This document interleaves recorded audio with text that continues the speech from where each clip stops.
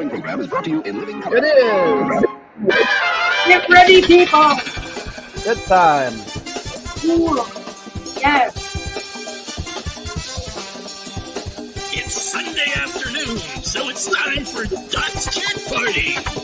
Join Doc, co-host Jeff Kendall, and their guests That's for me. 2+ hours of fun, frivolity, and baby fisticuffs. And now, here he is, your host, Doc Duckus.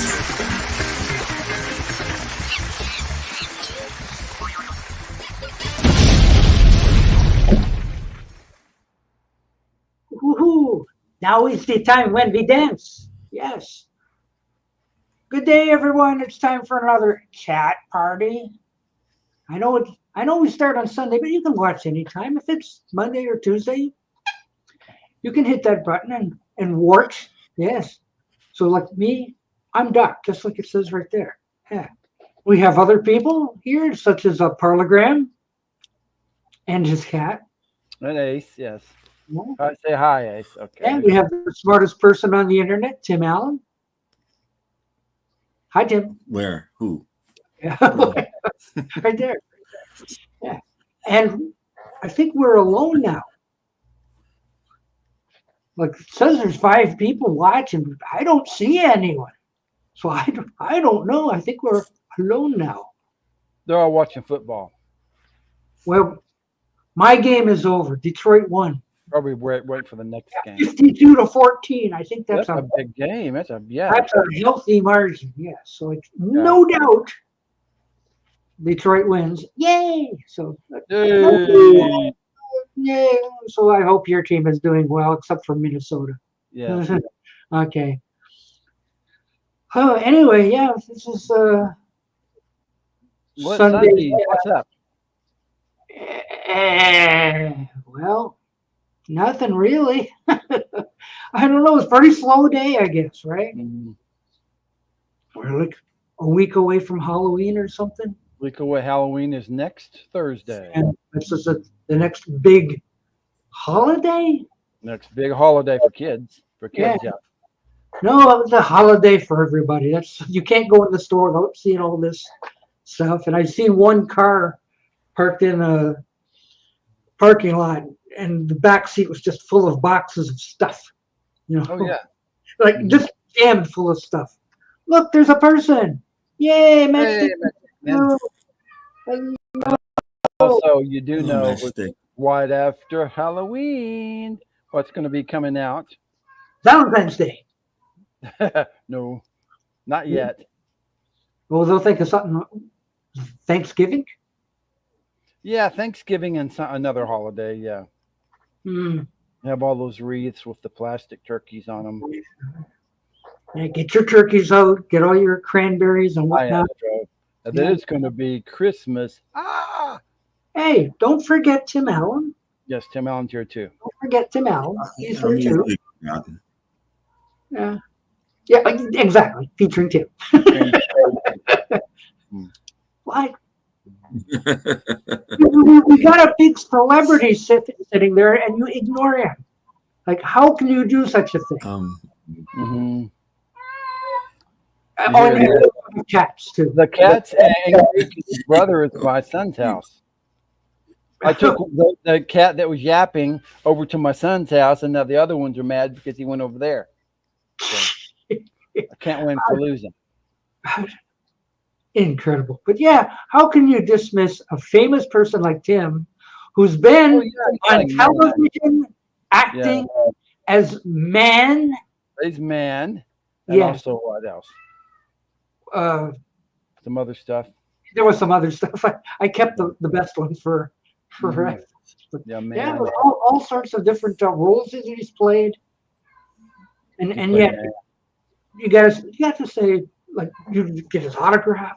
Yes, I saw you as man. That was a great show. M-A-N, man. Man, I was man. Not first, second, or third man, just man. Man. Just man. Just plain man. Takes a lot of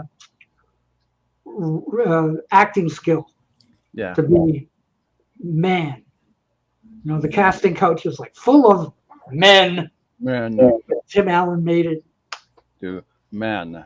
Yeah, stellar performance, sir. Man. What? The fan favorite sometimes gets the featuring like Andy Griffith. Like Little Ronnie Howard featuring Don Knotts. Did it really say Little Ronnie Howard? I don't think little Ronnie Howard, but Ronnie Howard. Mm-hmm. I don't even think Aunt B got any credit. No, Aunt B didn't get credit. No. She was a secondary character. Yeah, and I hear she was problematic. She was? No way. What did she do? Well, she was problematic with Andy Griffith, So whatever. So but they kept her to the next show. They're like, just featuring Frances Bavier. Frances Bavier, and after 1 year, she was and she did that I think a Benji movie, and then that was all. Yeah, what did I see this week that had Madge Blake in it? I forget. I'm just flipping through channels just to see what was on. I think it was the Real McCoys. Oh yeah. So somebody was playing the Real McCoys, and there was Madge Blake at the dinner table. What? Mm-hmm. Yeah. Hi, Steve. Hi. And also, of course, she was on Leave It to Beaver for a couple of years as well. She was on which? Leave It to Beaver. Oh, she was Lumpy's mother or something? No, Larry Mondello's mom.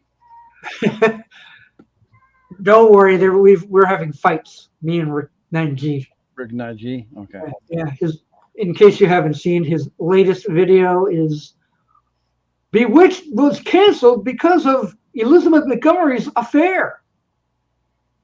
Oh. Yeah, right. Shut up. What's this? Aunt B and Harriet Cooper get no respect. No, they don't. It's true. Yeah, no. Mrs. Mondello doesn't either. Yeah. But speaking of Madge Blake, the movie channel has been running the Batman 66 movie again. Again. Seems like it's on every month.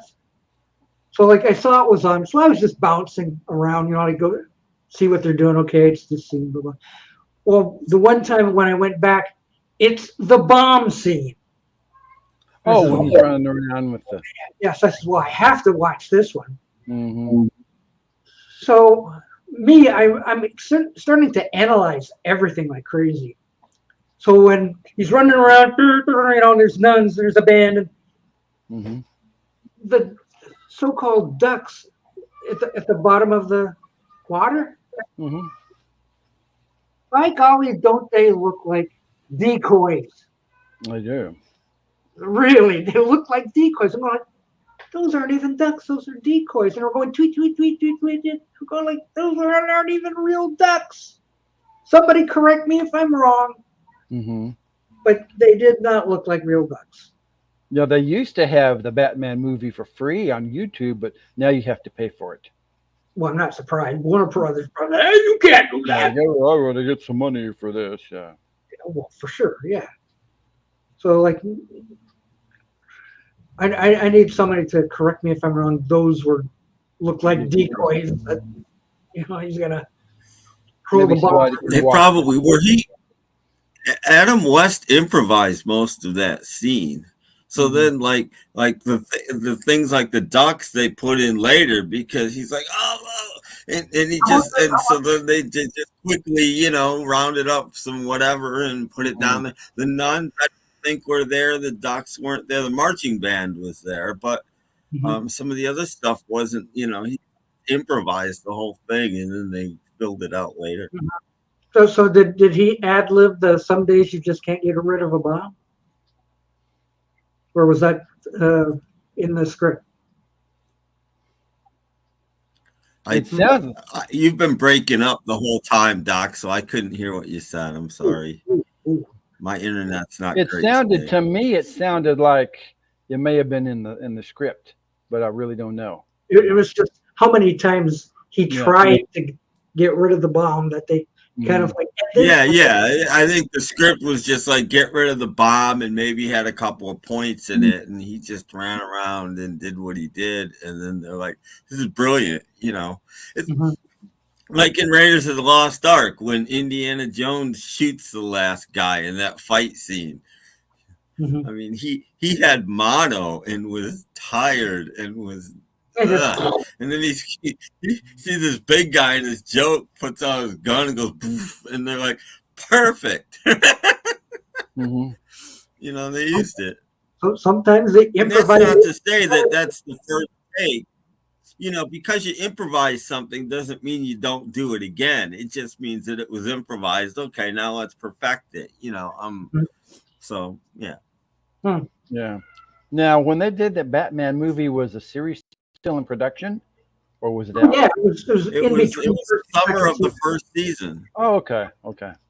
Yeah, it was before the second season. Because I remember when the reason they did it was to get a bat copter and a bat boat, and like if we got a movie budget, we can get all these things and then use footage for the show. The bat cycle that all came from the movie. And in fact, it's not ever used in the series. Every clip you see of those in the series is from the film or an outtake from. Yeah. Okay. I also saw the scene where they're on the cycle coming towards the copter, and they let go of the go-kart. And I've heard that go-kart had a mind of its own. Oh yeah. You know, so you hear disengage go-kart, and the go-kart comes out, and it goes, and then they cut. Like who knows where that go-kart was going, but they cut the scene. Like no, it wasn't going towards the copter; it was going towards a ditch or something. But it's funny how quickly it was over when the show was canceled. You know, because I didn't see a lot of it in there. A lot of TV shows lose steam. They just, they're big for, I don't know, a year and a half. Then, what do you call it? The bloom is off the rose. It's gone. Yeah, after 3 seasons. Look, viewers, we've got Batgirl on here. No, nope. All right. We're done. We're watching Lost in Space instead. Yeah, they slashed the budget and. How long? I mean, the first season has like 39 episodes, something like that. How more than that? The first season has like 50 episodes. I don't know. A lot of episodes because it's on twice a week. How long can you sustain that writing, and how long can the actors? 2 shows a week. I mean, these days they have trouble getting one show done in a month. Yeah, I agree. But they just burned it out. Yeah, and the viewers felt the same. I mean, wait a minute. No, pure West. Batman had a beer gut. Yeah. No, that was part of the humor. I mean, he always did. He didn't get it later. He always did. That was part of the humor. Is he didn't have like a perfect physique or anything. Yeah. Look how Burt Ward turned out. That was part of the camp. He's a big lump now. Yeah, he was super thin during the day. Yeah. Did either of you guys ever watch Moonlighting? No. A little bit. I thought it was great, but that was the first show that was written so well and so complicated and everything that they couldn't keep up with the demands for the weekly episodes. And there was the first show that had like reruns during the regular season, because I think ER might have been the second, but it was just written so well and so complicated that they couldn't possibly get it filmed on schedule.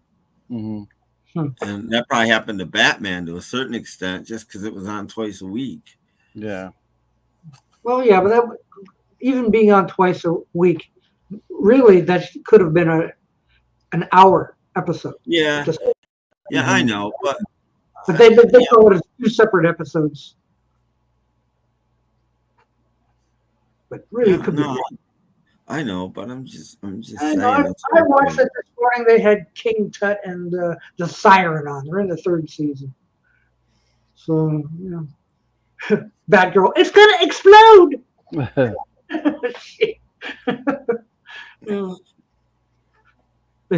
The King Tut trusses up the librarian, the head librarian or whatever, and she's like, and Batman is giving Robin pointers on how to take care of, you know, people that are, and she's sitting there like,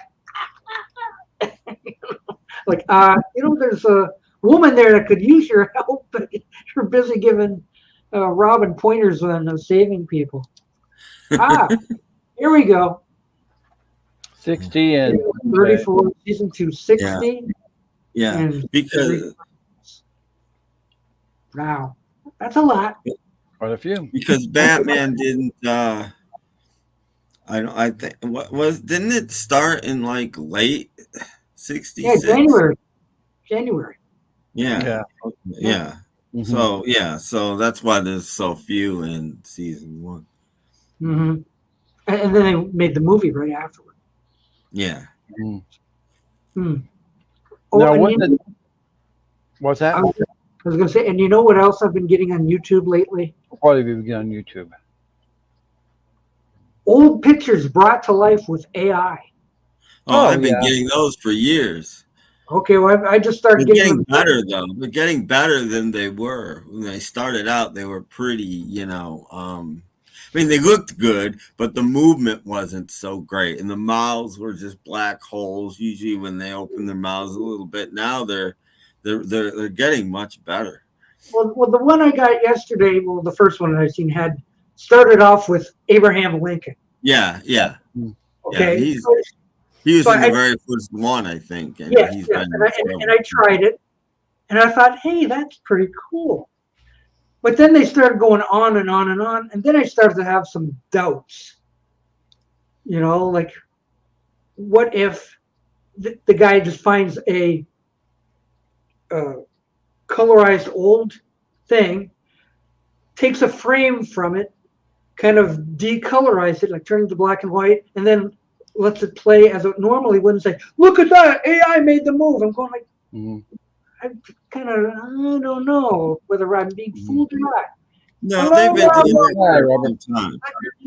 And it's several people. It's not just one. Several people do it. Oh, no, it goes on for about 12 minutes or something. They're getting better. But I don't know. After a while, I just kind of like had my doubts whether this was true or not. What do you mean by true? I mean, it's of course it's not true. It's taken from an old photograph. What do you? Yeah, but it's like they found a piece of old film that happened to be in color. Either that or he colorized it. Found a piece of old. No, it's colorized. They just take an old photograph, a very old photograph. The first step is to clean it up, make it look good. Second step is to colorize it. Third step is to make it move. That's what it is. It's all 100%. You know. Well, that's what they're telling me. What if scenario? It's not. Look, we've got film of Abraham Lincoln. That's not what it is. Well, the first one, fine, but I mean everything after that, I had my doubts with. Well, it's all the same. It's all you take an old photograph, and it's all the same. All right, okay. I've probably watched 100 of these because they fascinate me. Just to see people that you would never see actual move, because people look different than in a photograph. Even Lincoln looked like everybody thinks of Lincoln as this fairly unattractive guy, and this latest one doesn't make him look like that. And it's just because you're seeing him, and you've only ever seen him do this. You haven't seen him smile and tilt his head, and you know. And he puts his glasses on and smiles and everything. But of course it's fake. I mean, it's the whole telling you it's fake in the description. Yeah. So I don't know. I've just started to get those sort of things in my recommended. Sure. Yeah. I've been watching them for Good morning. years. Huh. Yeah. Oh, What are the BC Lions doing? Mm-hmm. As good as our Detroit Lions? Oh yeah. No. What did they get today? 52-14. Mm-hmm. That's good. They won handily. Yeah. That's good. They Now, won handily. They took the starting quarterback out and let the second string quarterback finish off the game. Like, there's no way he can blow this game. What? No, yeah, oh yeah. it kind of scares my cats, but there you go. It does? Mm-hmm. Oh, do the cats run away if you play some donuts? Well, they're all asleep now, but it might wake them up, so we better not. No, we don't want that. Oh well. Now, Okay. you were talking about Batman. Was it on the same time that Lost in Space was on? Yes. Up Yes. again? yes. Yes. Because I remember watching both shows. What did I? Well, since it started in January, Mm-hmm. I did have allegiance to the Lost in Spaces. Mm-hmm. So I watched the Lost in Space on Wednesday, second half of Batman on Thursday. But when reruns came around, then I watched Batman both. Mm-hmm. But That's probably what I did. Oh, okay, yeah. My dad got mad at me because he had to go get a flipper knob. I messed up the flipper knob. You ripped the television. Like, going back and forth. And never take your channel select and go. Yeah. Oh, don't do that. You're gonna ruin the television. Oh. Yeah. Yeah. But then televisions back then had this real problem with vertical hold or the horizontal. Horizontal hold. So like the thing would start the picture. Mom, come fix the TV. Like, why didn't we do it? Mm-hmm. We sat on the couch and Mom, come fix the TV. The TV. Because we were told not to touch it. Yeah, don't touch the TV. Yeah. We just looked Mom, come fix it. Pictures flip it again. Oh. She'd have to come out from wherever she was and fix the horizontal hold. Okay. Until the next time it happened. Then, Mom. And I have a theory on because you may, I don't know if either of you have ever noticed on old TVs, if you've got a big console or something nice, right? Mm-hmm.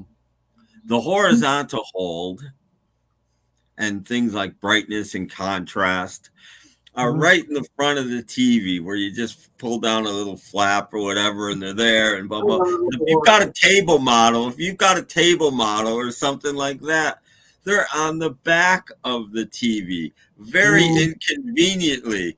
And I always wondered if that's on purpose, so that maybe next time you buy a TV, you'll upgrade to something with them on the front that's more money. I always wondered if they did that on purpose. May have been. I don't know. Because we had a big console color TV because my dad sold them. So he got a big discount and they had to crate it in there. It had two guys in this enormous crate. You look, walking in the house and okay, put it right there. And they had to uncrate it and, I don't know what this means. Does anybody figure that out? I'm sorry, I don't speak Japanese. Exactly. Oh, everybody's talking in tongues today. What's what? Mm-hmm. No more speaking in tongues. More speaking. We're not going to bother with the. Oh, okay. It says hello, my friends. Does it really? That's French, I guess. Dieu doué de chaudet. I don't know. I can't figure it out. Dieu doué de chaudet, I guess. Yeah. I guess. I don't know. Whatever. All right then. I didn't know much of that, but there you go. I don't know any of that. Let's see what everybody bought this week. Oh, it's Irish. Okay. Well, I didn't have anything new, but these are things from last week. These are some of my old favorites. Last week, of course, I got this Alice Cooper Best Of. Are you watching, Danny Ambrosi? Yeah, this is from Warner Archive Rhino. Really great CD, 22 songs. and this is an excellent best of Alice Cooper. This was a uh, Goodwill.com buy. And Mm. also, I got last week a CD I've listened to several times already, the very best of Gilbert O'Sullivan. This is another Rhino hits comp, and it's got his hits, and he had hits in England up through the 1990s. Wow. So, He was yeah, prolific. a prolific hit maker, and this is the Rhino. And this was also a Goodwill.com purchase. Yeah. Well, They're doing some online shopping. oh, yes, yes. I've been thinking about that CD, Jeff. I think that's a UK import. You think it might be? Yes.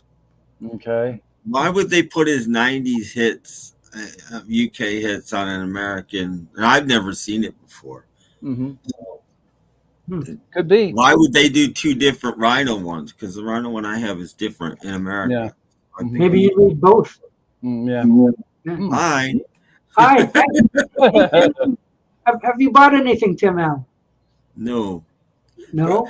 Tim has. I did listen to a couple things, which is rare for me. It's something I've decided I need to start listening more. Mm-hmm. Oh, okay. Happy birthday, John I'm Park. gonna talk Hope you have a for a great day. minute. I listened to Oh, this. ooh. What? It's a Russian CD or album. CD. Yes. Russian Yeah. album. And some vinyl was really a bit noisy, Mhm. but I didn't clean it, to be fair. Okay. But I don't know what version, what tapes, whatever they used, but this was a great sounding record. Wow. And I heard a couple things I never noticed before in Beatles songs, which is like there's an overdub of, in Act Naturally of Ringo's drums. He's playing he's tapping the sides of the drums, and I never noticed that before. And it's very prominent. Mm-hmm. But so yeah, and wherever they got Bad Boy from, not Bad Boy, Dizzy Miss Lizzy from at the end of the record, I don't think was the same source as the rest of it, because the vocal had extreme reverb. And the rest of it didn't. And I'm like, that's interesting. And then I listened to this American copy of Rubber Soul. Well, I listened to half of it. This is a really bad copy, and side 2 was so bad it became unlistenable, and I just But this was a birthday gift from my mother at one point in time, and she got it free, so it's not like, but the cover's nice. It's an Apple version of the record. The cover's nice. But it's just, side 1 was noisy, but it played okay. Side 2 kept distorting. It's like somebody used a preschool, play school record player or something. And one more, if I can get it here. This is a fantastic boot that I've never paid enough attention to. Wow. Modern boot, not 70s or 80s or whatever. But this is Beatles early stuff. Outtakes from 62 to 63. And it's on blue vinyl. So Beatle Brad probably has it and loves it. But there's stuff on here that I don't have anywhere else, and I was surprised. I mean, so a few things that I wasn't even familiar with. I've never seen Beetle Brad hold that up, so I think you're ahead of him. But this is. I mean, there's like 5 or 6 versions of there. There's like, I don't know how many versions of There's a Place there is on this. Quite a few. Yeah. 3 versions of Don't Bother Me, which is all there is, and Hold Me Tight. Hold Me Tight is great because they're not getting it, and the engineer is like, take 28. He's like, he's getting really pissed off. Everybody wants to go home. Yeah. Yeah, it's brilliant. Anyway, so that's all I got. I've been listening to this because I found nothing. Now, Doc, Wes has an interesting question about the Gilbert O'Sullivan CD. That one? Yeah. It Yeah. reissued the Gilbert CD, but took 2 tracks off to replace them. Now, is this Okay. make everybody small again? I don't know, but I think Stephen Schnee should know about Yeah, that. Stephen Schnee should know it. Yeah. Mhm. I would say he's the expert on Gilbert O'Sullivan stuff. Gilbert O'Sullivan. Yeah. Well, no, it could be. I don't remember ever seeing that in the store. That's why I said that. I don't Mhm. know. It I said says I did. 1997 on it. Yeah, So I don't know, but the one I have definitely is the first one. okay, I got the second one, I guess. It says Gilbert O'Sullivan and Bill Inglet compiled it. I Yeah, the suppose. second CD. Yeah, Wes says Jeff has the second CD. yeah, because it's got his 80s and 90s hits as well. Okay, but that's rare. That's the only time I know that Rhino like reissued something. You know, they Mhm. usually didn't do that. Mhm. Let's try again, he said. I suppose. Mhm. I didn't buy anything this week. But I grabbed something off the shelf at random. I says, okay, let's see if people will stand up and go, yeah, look at what he bought. How about the Marvin Gaye Whoa. Apology? The very best of Marvin Gaye. 2 CDs of gay goodness. Of Marvin Gaye goodness. Marvin Gaye goodness. Yeah. Yeah, so there you go.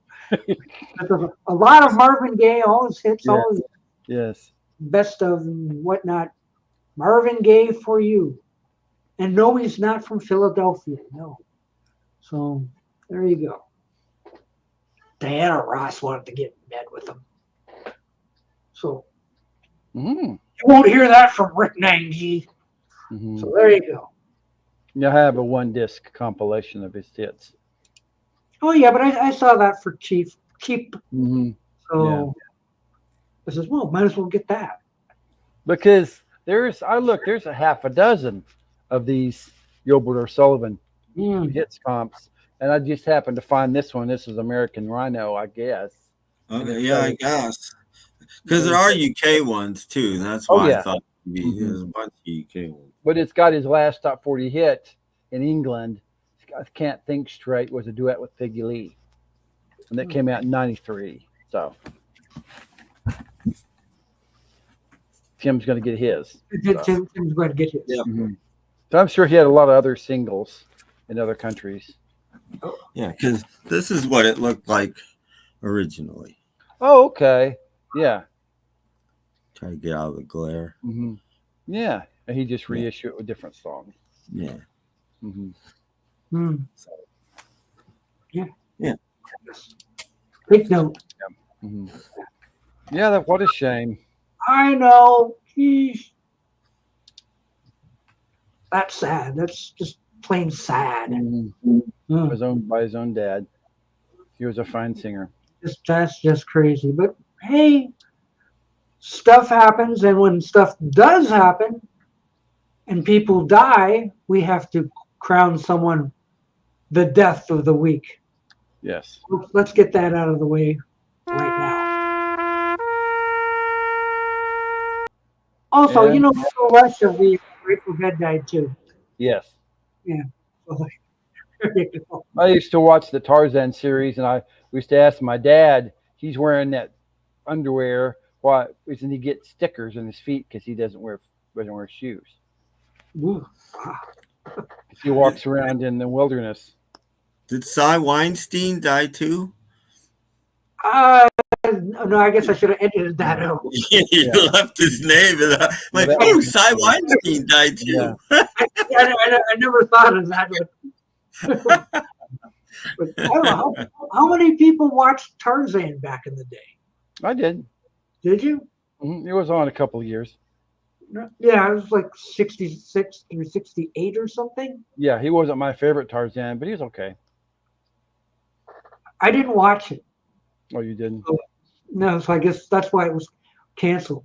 Rick 9G will say it was something else. This scene caused Tarzan to be taken off the air. Yeah, his loincloth slipped. And yeah. Oh, no. So she'd have got an eyeful. Yeah. Ooh. Johnny Winesmeller? Yeah, that was the Winesmeller. Yeah, the Weissmuller that was dubbed because he couldn't yell. Yeah. Like he looked good, but he couldn't yell, so they Yeah. used the Winesmeller thing. Mm-hmm. I never watched it. Mick says he watched it. There must have been something else. There were so many shows though. What's this and this and this and I can't be on TV on watching TV all the time, but I caught Tarzan. It was pretty good. No, Tarzan was not on my watch list, so. Mm-hmm. But that is too bad. We lost Ron Eli. Mm-hmm. Did the Supremes make a guess? Maybe I think they did. Then they played Nuns. They played Nuns, I believe. I believe that's right. Ah.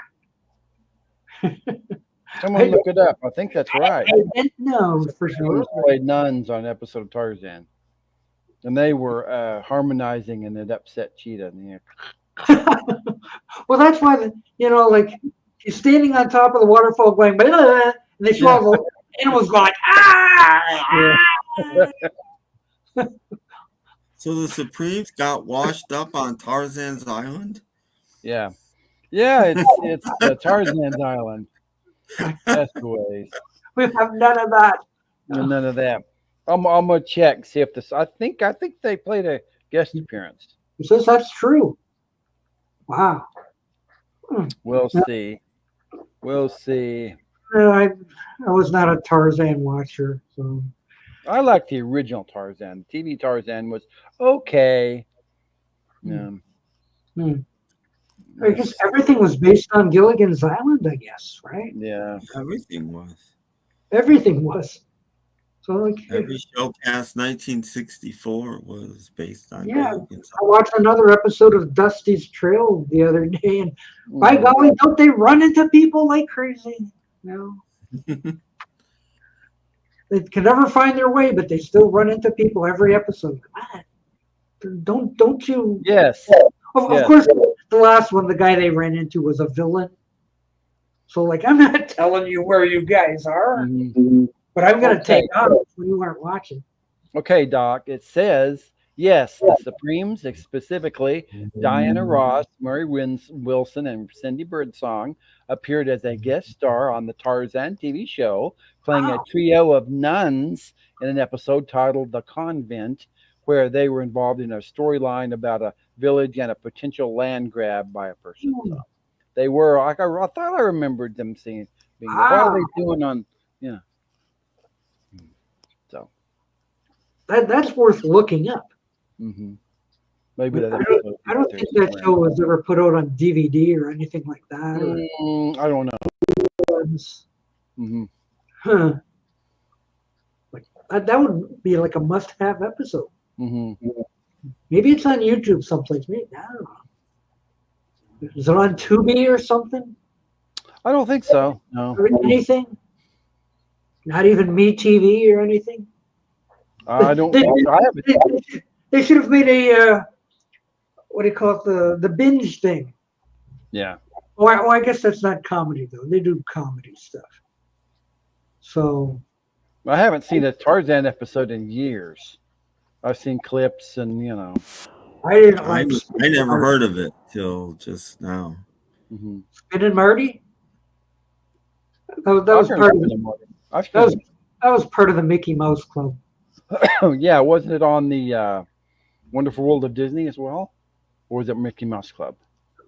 I remember it from Mickey Mouse Club. Okay. Yeah. So like, I actually didn't care for it myself. Like, and now Spin and Marty. Oh, geez.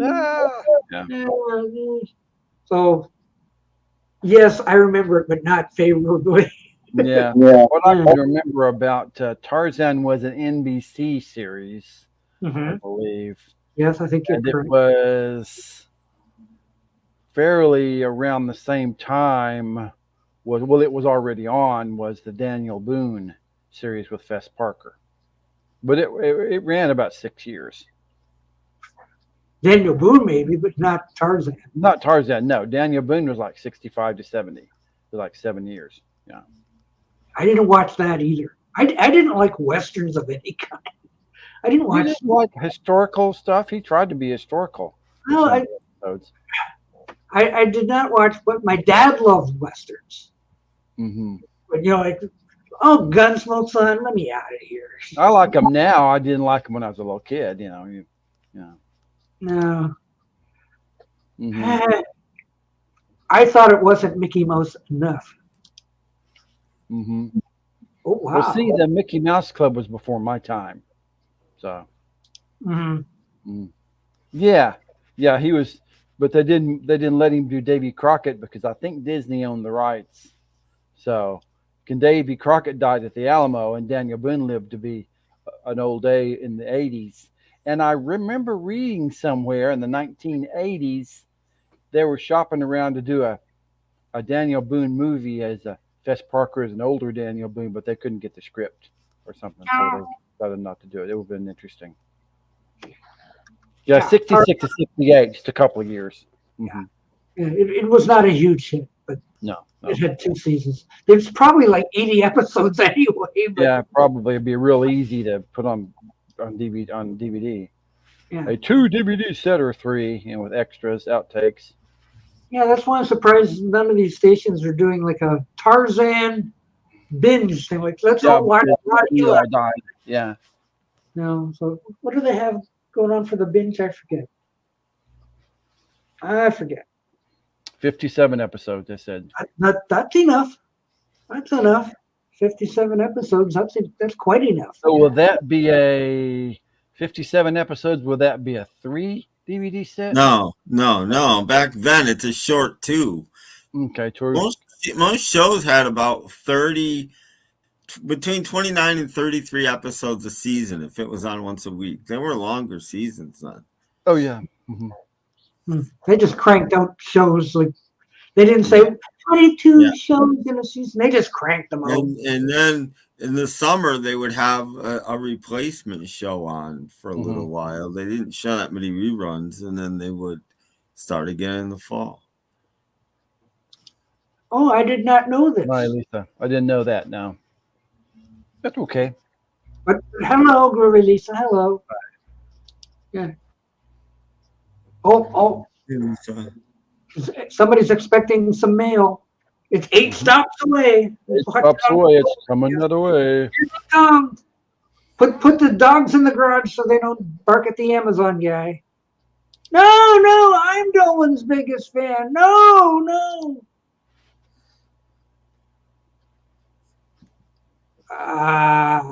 Okay.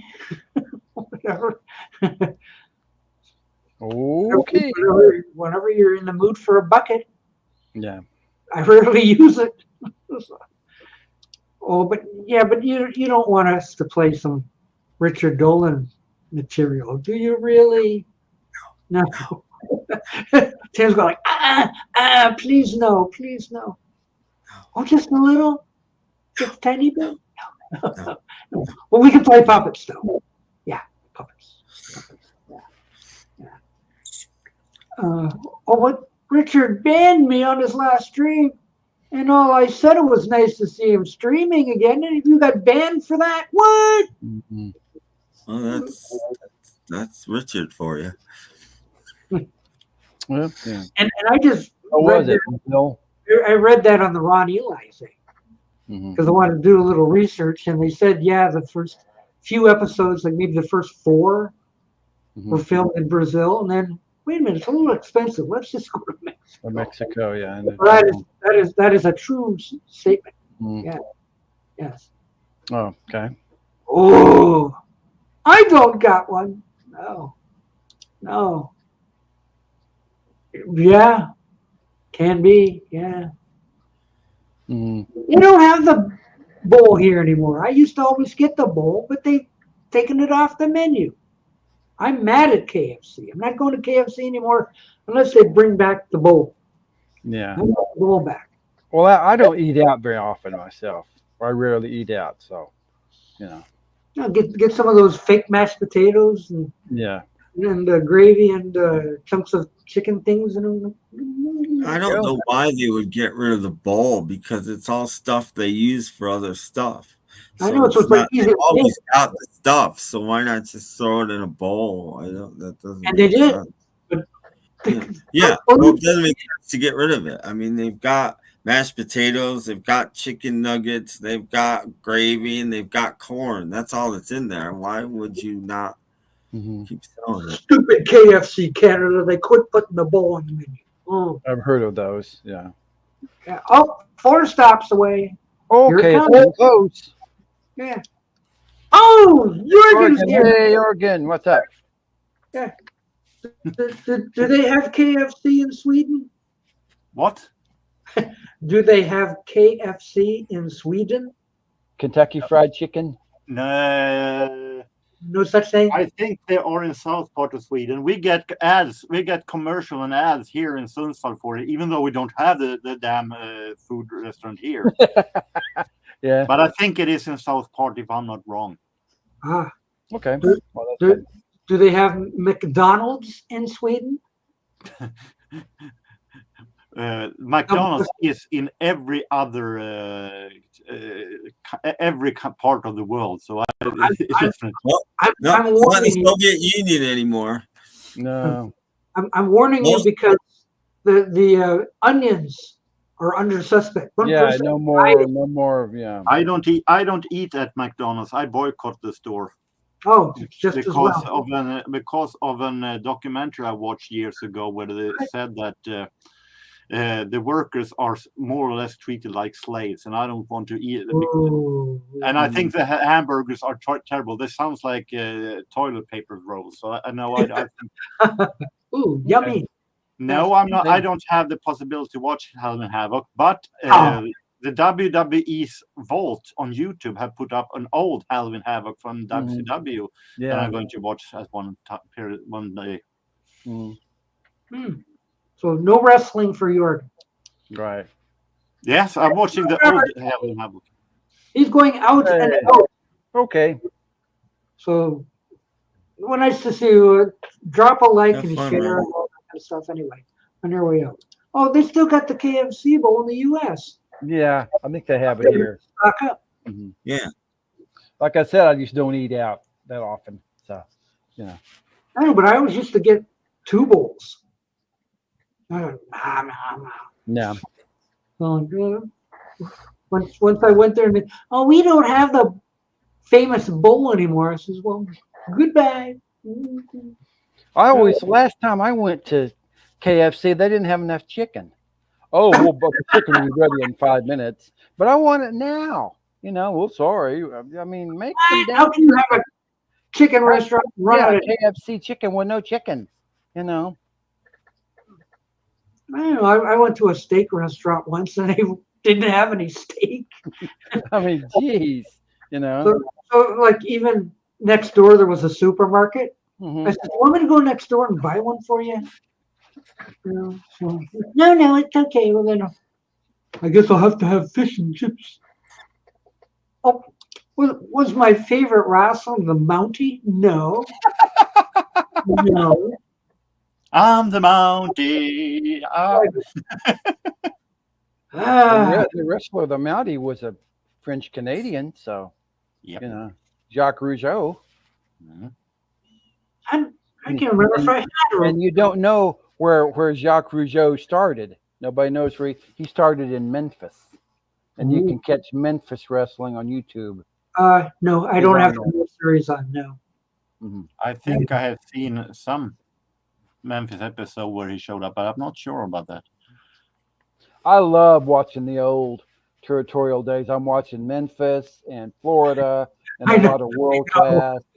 And to be honest, I watch more territorial wrestling today than I watch WWE, even though I follow WWE, of course, but I watch in more shows from the territories. Apparently, yes. Yeah. But they open a chicken fillet on Gratiot. He just passed it, and it's got a mile-long line. Like I don't understand what. I like that. We've got a chicken fillet that opened 2 years ago, and it was like you couldn't get near the place for months. And I just went like, forget it. And I've never gone there, even though the lines are gone now. I've still never gone to Chick-fil-A. So, oh! It's here! It's Yeah, here! that was awful quick. Yay! There's All a guy right. running, driving the went All out there right. and get the guy who's driving the van. Get out of that van. Give me my package. You know. Corey, we may have FitToBe TieDyed on Yes. later. that'd be good. So, unboxing. Stay tuned for that. Oh yeah, Astro. I love watching the classic. Mhm. All Japan and New Japan wrestling is all. We don't have to wait. I- He's here. I'm going to He's admit here. I have watched extremely little Japanese wrestling. Yeah, it's online too. And it is because before you go with that jingle, I don't speak Japanese. Yeah. Yeah. Okay, now what's this about a package? No, four of them. One of them is a water pick, but that's not interesting. Okay. Well, got to keep my teeth. Yeah. I wonder what's in this box. What could it be? Open it, get a knife.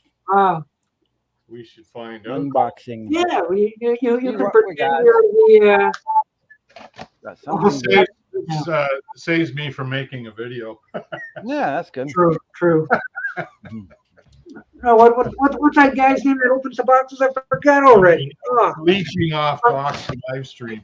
Yeah, but Mikey Arcula or something. Oh, look. I wonder Cardboard. Ooh, unboxing. Ooh. Okay, it might be a record. I'm gonna do it. I'm gonna try to do it. Oh, look, they put tape on it. It's not gonna work if I pull it. Well, let's see what happens. Oh, it worked. Wow. What could it be? It's the new Snoopy O'Sullivan. You ready? Yes, go. It's Jimmy. Okay. Jimmy Purple Haze. Ooh. There's the track list. It's a live recording. Oh, okay. Ah. Yeah. Is it colored? I don't know. Well, it's Hendrix. It probably is. It's just out this year though. It's fairly new. So It better be purple vinyl, or else I'd say. well, I don't know. It doesn't have a hype sticker, so let's find out. Ooh, there's no hype for this. No hype. Low hype. It's a No low hype. Not a bit of hype. I thought for sure it would be Partridge Family, but No. Yeah. Even Hendrix and Partridge Family. Ooh. Uh-oh. Whoa! Oh, it's Purple Haze. I in my brain. Yeah. Yeah, it's more blue than purple. ooh, it's blue on both sides. Yeah. It is. Ooh. Funny how that works, eh? Yeah. There you go. I bet it sounds purple too. Wow, it'll sound good, no doubt. Well, you never know. Like most of his stuff is recorded from the board, but I've had a couple that are just recorded from a microphone. They don't sound as great, but it's still, you can still hear him playing. That's all that matters. Anyway, yeah, I really like the cover though. I think it's an awesome cover. Mm-hmm. It's a good rendering of him. It's AI. Nothing else in there, so Oh, there you go. oh, that's it. That's it. I thought there were 4 boxes coming. No, just a couple. The first one was the water pick. Oh, okay. I thought you had a real stash coming. No, just two packages. I thought this is going to be a Mikey Arugula video. Yeah. We're going to open this. We're going to open that. Whatever. So, so, congratulations on your new Jimi Hendrix album. Well, you guys were showing, doing your new stuff. I couldn't show anything until it came. Or the old stuff. Yeah. Or the old stuff. What?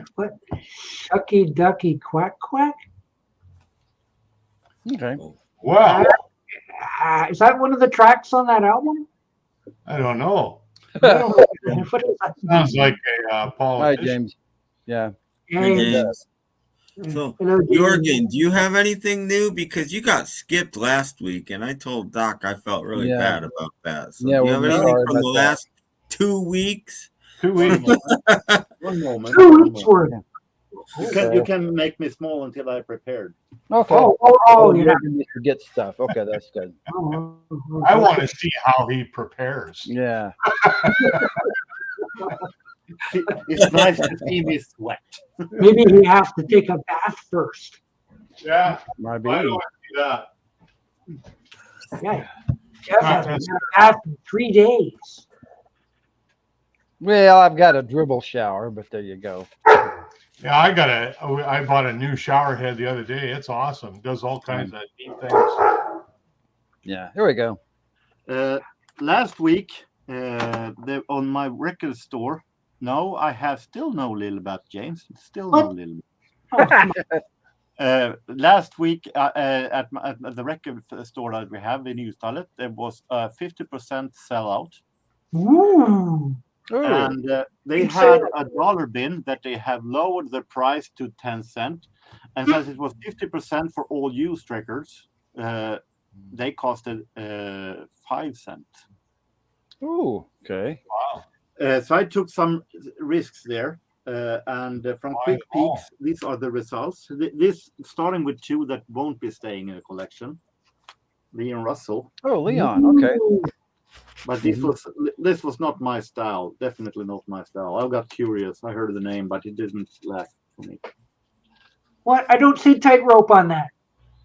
What? I don't see tightrope on that record. I think it's because it's not here. Oh, you gotta have tightrope. Oh, come up on the tightrope. And the Proclaimers. I like I'm Gonna Be 500 Miles. But for entire album, to listen to their annoying vocals, I got what 500 miles. Extremely annoying to listen to an entire album with that kind of. I'm nothing against Scottish British, but their vocal of very exaggerating their singing. Yeah. Very annoying for the entire album. Yes. I wouldn't pay a nickel for that. No. I like the Proclaimers, but They all And sound now- like Just for you, Drock. Just for you. all For sound like me? Scott. Ah! Ah, Why all right. the hell would you Oh, buy there that? she is. This is a very new one. This is from 1986. So I got some tracks are produced by David Foster.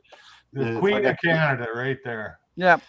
It felt a little bit weird to hear her in one track actually go disco, and Yeah.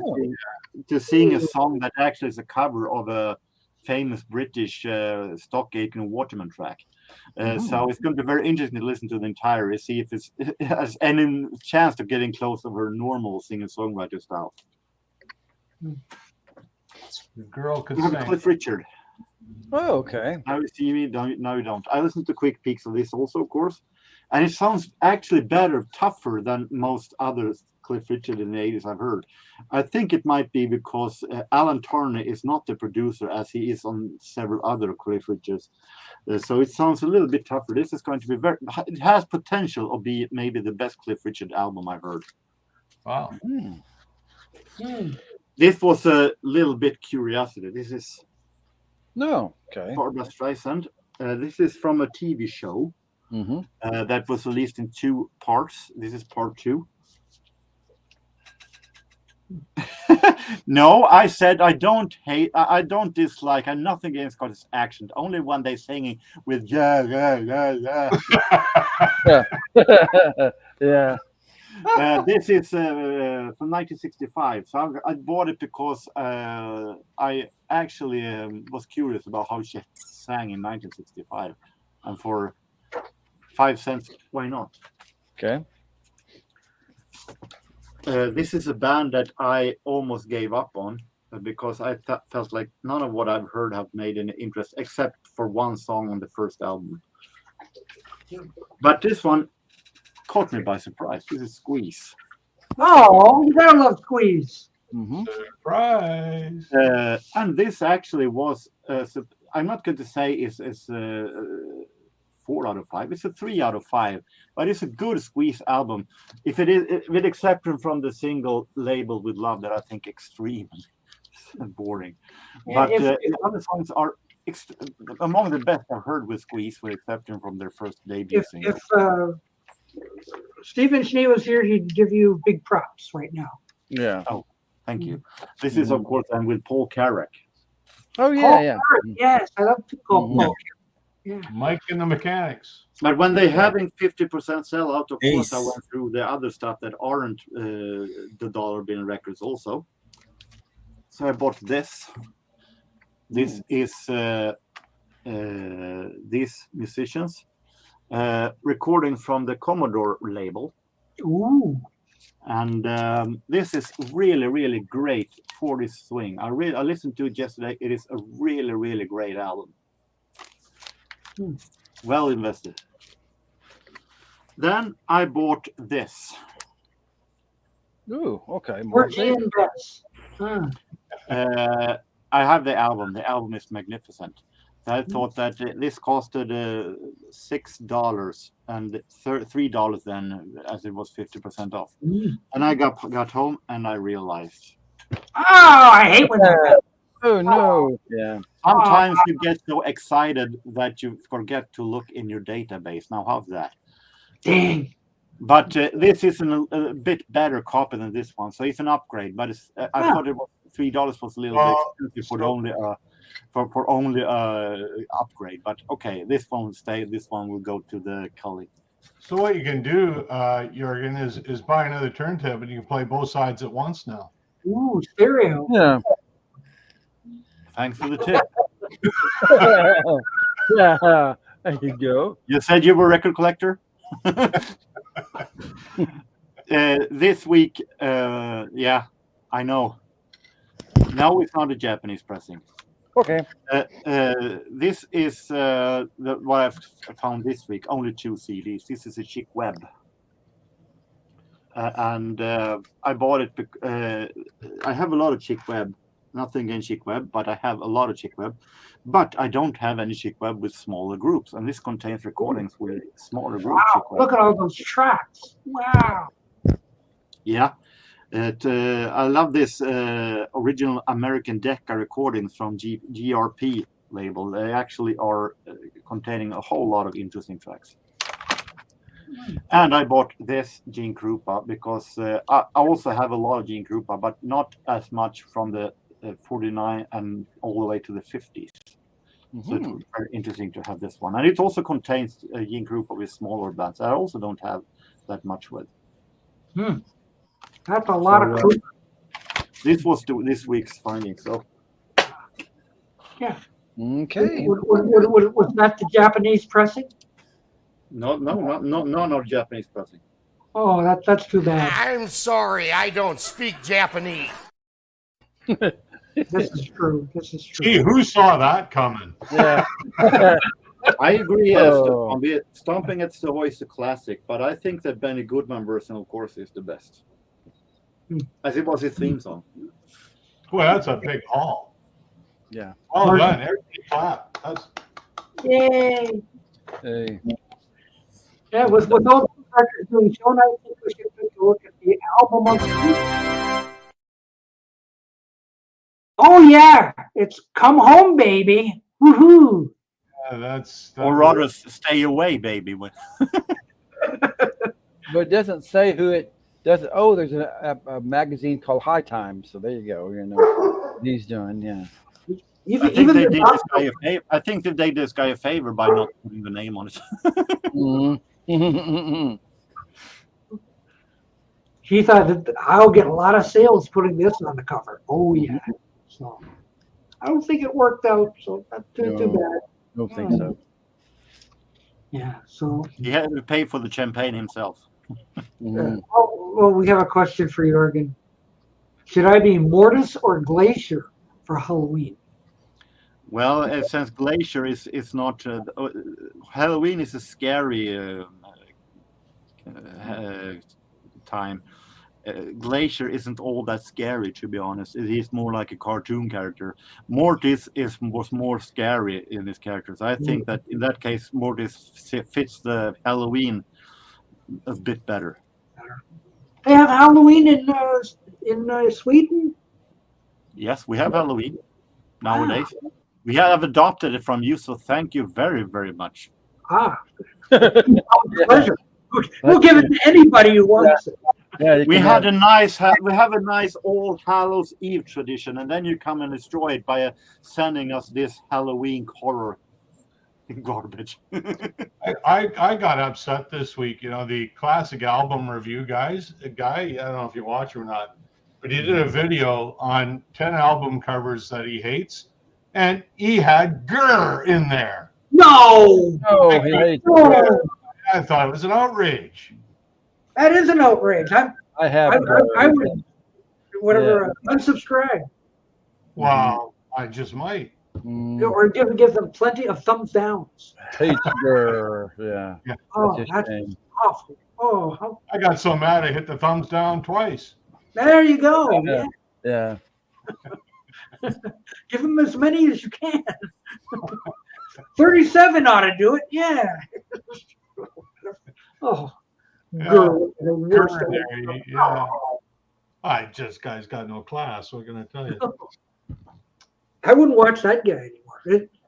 If any channel pisses me off, they're right He's off. actually, I don't know if you guys watch him. He's that English guy with no hair. Anyway, he's pretty funny sometimes. Some of the things he says is pretty funny. The English guy with no hair. Yeah, classic album review. I'm sure you've seen him. He's got quite a few subscribers. He's got 76,000 or 73,000 subscribers. Whoa, he's in the big time. He did one. His most recent is the Beatles. Please Please Me. Why I Still Love This Album, which is pretty neat. But yeah. Does it go on for like half an hour to tell you why? No, his videos aren't that long, 15 minutes or so. This one's 16. That's too long for me. No, that's not too long. I don't have any patience for that.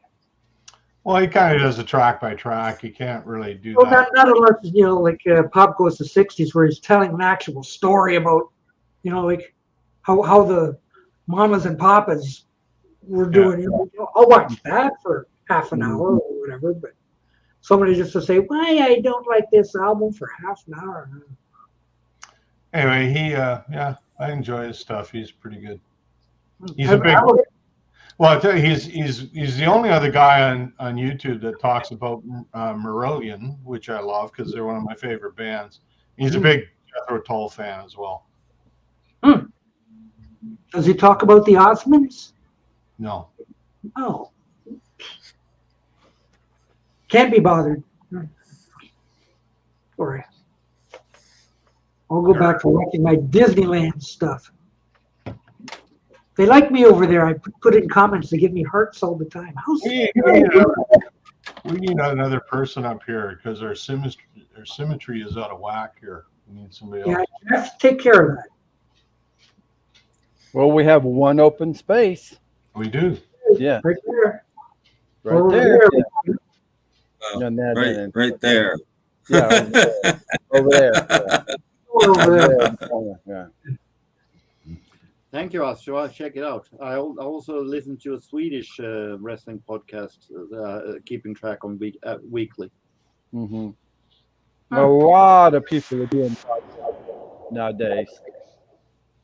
A I bunch don't of. pay attention to wrestling anymore. I'm right out of wrestling. I like the classic ones. The newer stuff I haven't, The stuff I watched 20 years ago, but Yeah, or 30 or 40. I just. But I give him credit where credit's due. Since Triple H took over it, the WWE has improved a lot. Oh, and by the way, I forgot to mention we're being sponsored today by Yop Dragon. Dragon Yep. flavored Yep. Mm-hmm. Yep, we do. Yop. Yep. We got. Tastes like a dragon. Oh, you got the dragon flavor. Okay. That's the dragon flavor. All right. So what's it taste like? I don't know. I haven't cracked it open yet. Gonna have a drink of Yop. It's See, you hear that? Drink more Yop. okay. We got it's just dun dun dun dun dun. Go Bear with Yop. Tastes like a dragon. Here we go. There we go. Watch him start breathing fire.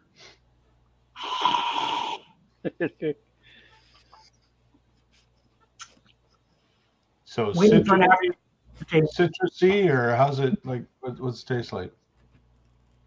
He's turning purple. I think it's a good thing. It's only like 6 ounces. Not the best stuff. I think I like the berry stuff, like the strawberry and the, Yeah. oh, Well, that's it's good. Citrus Doc kind is of Doc is taste. still alive. It can't be all that bad. I don't think I would buy the dragon flavor again. No more dragon flavor. Okay. I guess not terrible, but that's weird. I don't know. Give it over to Jeff. Here, you take it. Okay. Come on, take it. Take it. Okay. I got. Oops, it's gone. All right. Anyway, that's today's yop. Tastes like a dragon. Tastes like a dragon. Tastes like like a dragon. Yummy. Oh, okay. It's all right. But yeah, the like the strawberry and those are better. So, yup, it's more like nope. Today's is nope. Yeah. Remember that you can buy a 6-pack of this for like $4 or something. So Ooh, we could buy 6 start shops. buying it in bulk. Do they have a variety pack or just all different flavors? It's usually the same flavor, like 6 strawberries, 6 dragon. I've yet to get the strawberry banana. The line, dragging the line, dragging the line. Mm-hmm. Yes. So I feel sorry for you people who live outside Canada who can't buy yop regularly. Like I can. It just I breaks don't my drink heart. yogurt normally that much, so I'm not that I not envy you. Yeah, I don't know. I'm Maybe we surprised they don't have a maple syrup flavored yop. That's true. Yeah. Or it tastes like beavers.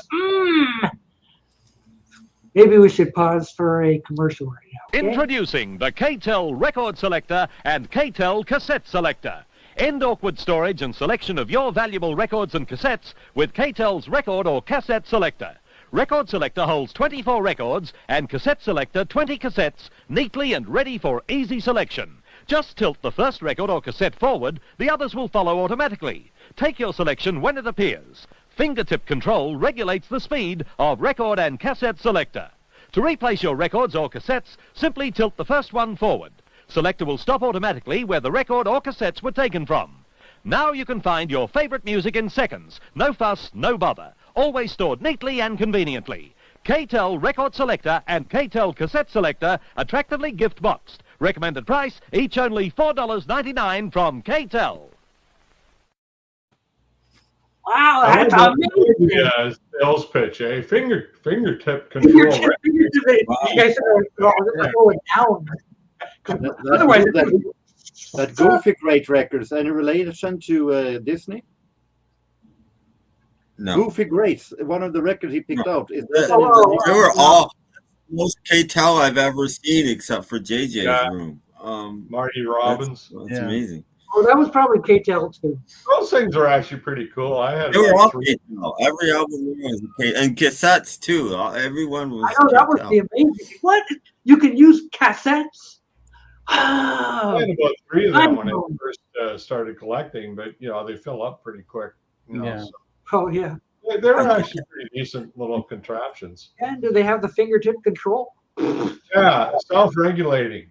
Uh, Oh, stop. Regulate the speed. self-regulating fingertip control. Yeah. Ooh, I don't know. How much sugar is in there? How many grams of 3. carbohydrates? Mhm. I think it's no, that's calories. Sorry, I'm reading the wrong thing. Sugar's 19%. Mhm. 19 grams. Ooh, How many grams? 19 grams. Oh, that's not bad actually. Huh? So I can drink this and then fall asleep tonight, and I won't be bouncing off the walls.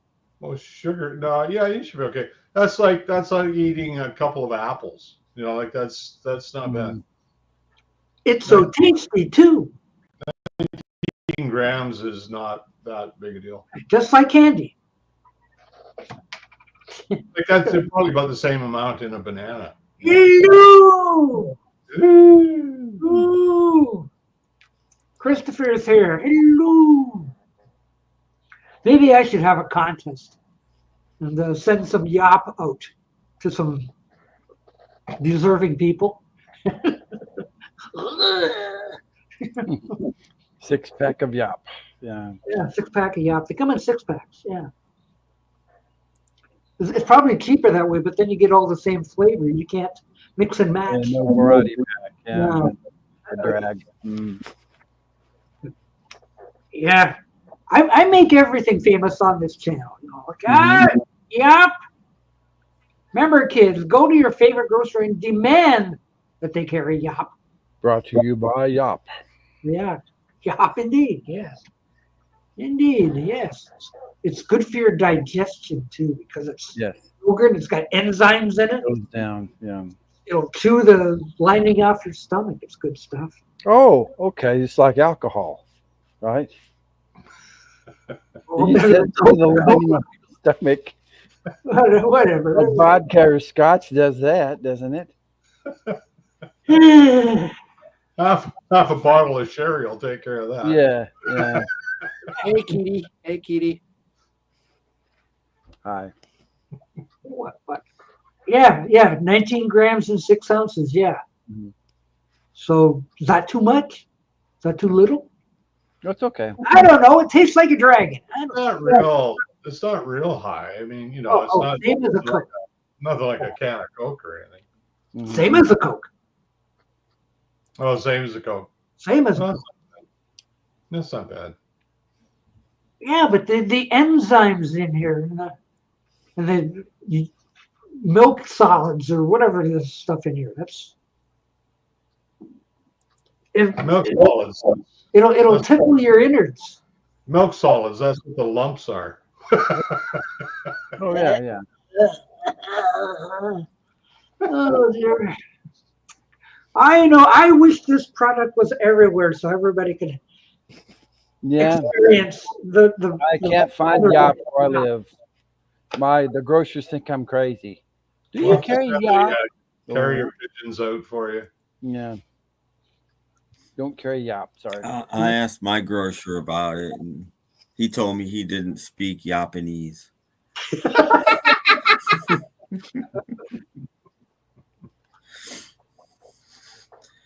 Give that guy a medal or something. Yeah. Just comedy gold. But I'm sure stores have a drinkable yogurt. Well, I'm sure they do. In your dairy case, there must be something there that's comparable. Put it in a glass and mix it with a cup of milk. You'll have drinkable You yogurt. got it. Yeah. No, treat this as ice cream and then put in the Coke. Make a Melted ice cream. Yeah. That's a video. That's a video. Yop and Coke. You have a shake. Mm-hmm.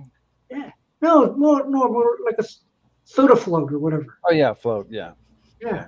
It won't float though. Float stuff. Who needs to go to Dairy Queen and spend $8 on a ice cream float? Just go get these things are like $1, Mm-hmm. and then just buy a Coke. Well, there is a difference where one will taste good and the other not so much. But I asked my supermarket for Yop, and he said A. hey, Yeah. What? I know you get the same reaction no matter where you go. Like, hey, did you sell Yop in there? huh? Come on, Yop. Give me some Yop. It's hard to find apparently. Yeah. What? Beetle Dave is doing amazing, over 15,000 subs. I don't know how he bought them. He bought them. Oh, I'm not gonna ask Rick 9G. We're on whatever. We're having difficulties. I was chatting with my pal Beetle Dave. We've managed to overcome our differences. He bought subscribers, denied it, but he recently purchased a Small Faces box set. Oh, okay. Oh, good for him. Yeah, I saw that video. Speaking of videos, Paul, have you seen Channel 33's latest video? Not this weekend. No. I think the last one I saw. What was he talking about? I saw one last weekend, but not this weekend. What's he going on? You might want to check it out because he reached out to Victrola. Victrola is selling a $13,000 turntable. I saw Victrola. the thumbnail. I saw the thumbnail. I nearly clicked on it, but I came here instead. So yeah. And he said it's not bad. It's not perfect, but it's not bad. But my I mean, the king of the $50 turntable is selling a $13,000 turntable. Wow. Yeah, last one I saw was my 7 rules for record collecting. So this was just out today, 2 hours ago. I am going to watch it. I kind of like Frank. Yeah. When I drove across Canada, I actually talked to Frank. Well, sent emails, and he recommended record stores I check out as I work my way west or east. So yeah, he was quite helpful. Yeah, it was pretty good. It's an interesting turntable because, I mean, I won't give the whole thing away, but it's meant for streaming. Okay, you can hook it up physically, but the reason you would spend $13,000 on it is it's meant for streaming, but it doesn't use Bluetooth. That's only 1,300. Actual Wi-Fi, so the sound is way more pure than if you use Bluetooth. So it's interesting. It's 1,300, not 13,000. Oh, 1,300. Okay, not 1,300. 1,300. But still, a $50 turntable company is now selling a $1,300 turntable. But it's interesting. I mean, it's. Yeah. Well, I am gonna. I was gonna watch it, but I got pulled over here. So yeah. It's sidetrack. I like his channel though. He does try out different things and gives his review of it, and yeah, his taste in music and mine aren't nearly the same. But I watch him. He's a bit of a metalhead, I think. I watch him, and I was mad at him for a while because he got sent one of the Lennon boxes, and I'm like, why? He thought it was a fake. He's on there. Is this even real? Why are they sending this to me? And every one of your viewers is saying the same thing. Why? He never talks. I've never seen him talk about the Beatles at all. No. Well, there you go. You need to have 75,000 subscribers, and you'll get a free box set too. Exactly. Well, like I said, he reached out to Victrola, and they sent him the $1,300 turntable. I mean, geez, I wish I could do that. Hello, Dusty. Hello. Dusty spins everyone. We're in the comment section. I don't know what Frank does for a living, but he does, like, he's got good production values. I'll give him that. I kind of like it. I've subbed his channel for quite a while. He used to live out. I think it was Edmonton, and then he moved to or it was Calgary. One of those. Anyway, he's in Winnipeg now. He moved east to Winnipeg. Yeah, apparently he was born. This is where he was from, and he moved for his job to Edmonton or wherever, and then he moved back for his job, and this is where he's from. Is where he's at now. Yeah. They got Edmonton has got the best record store in Western Canada, hands down. Fantastic. I'm getting a phone call here. I'll be right back. Okay. It's a shame. So I'll take the phone call.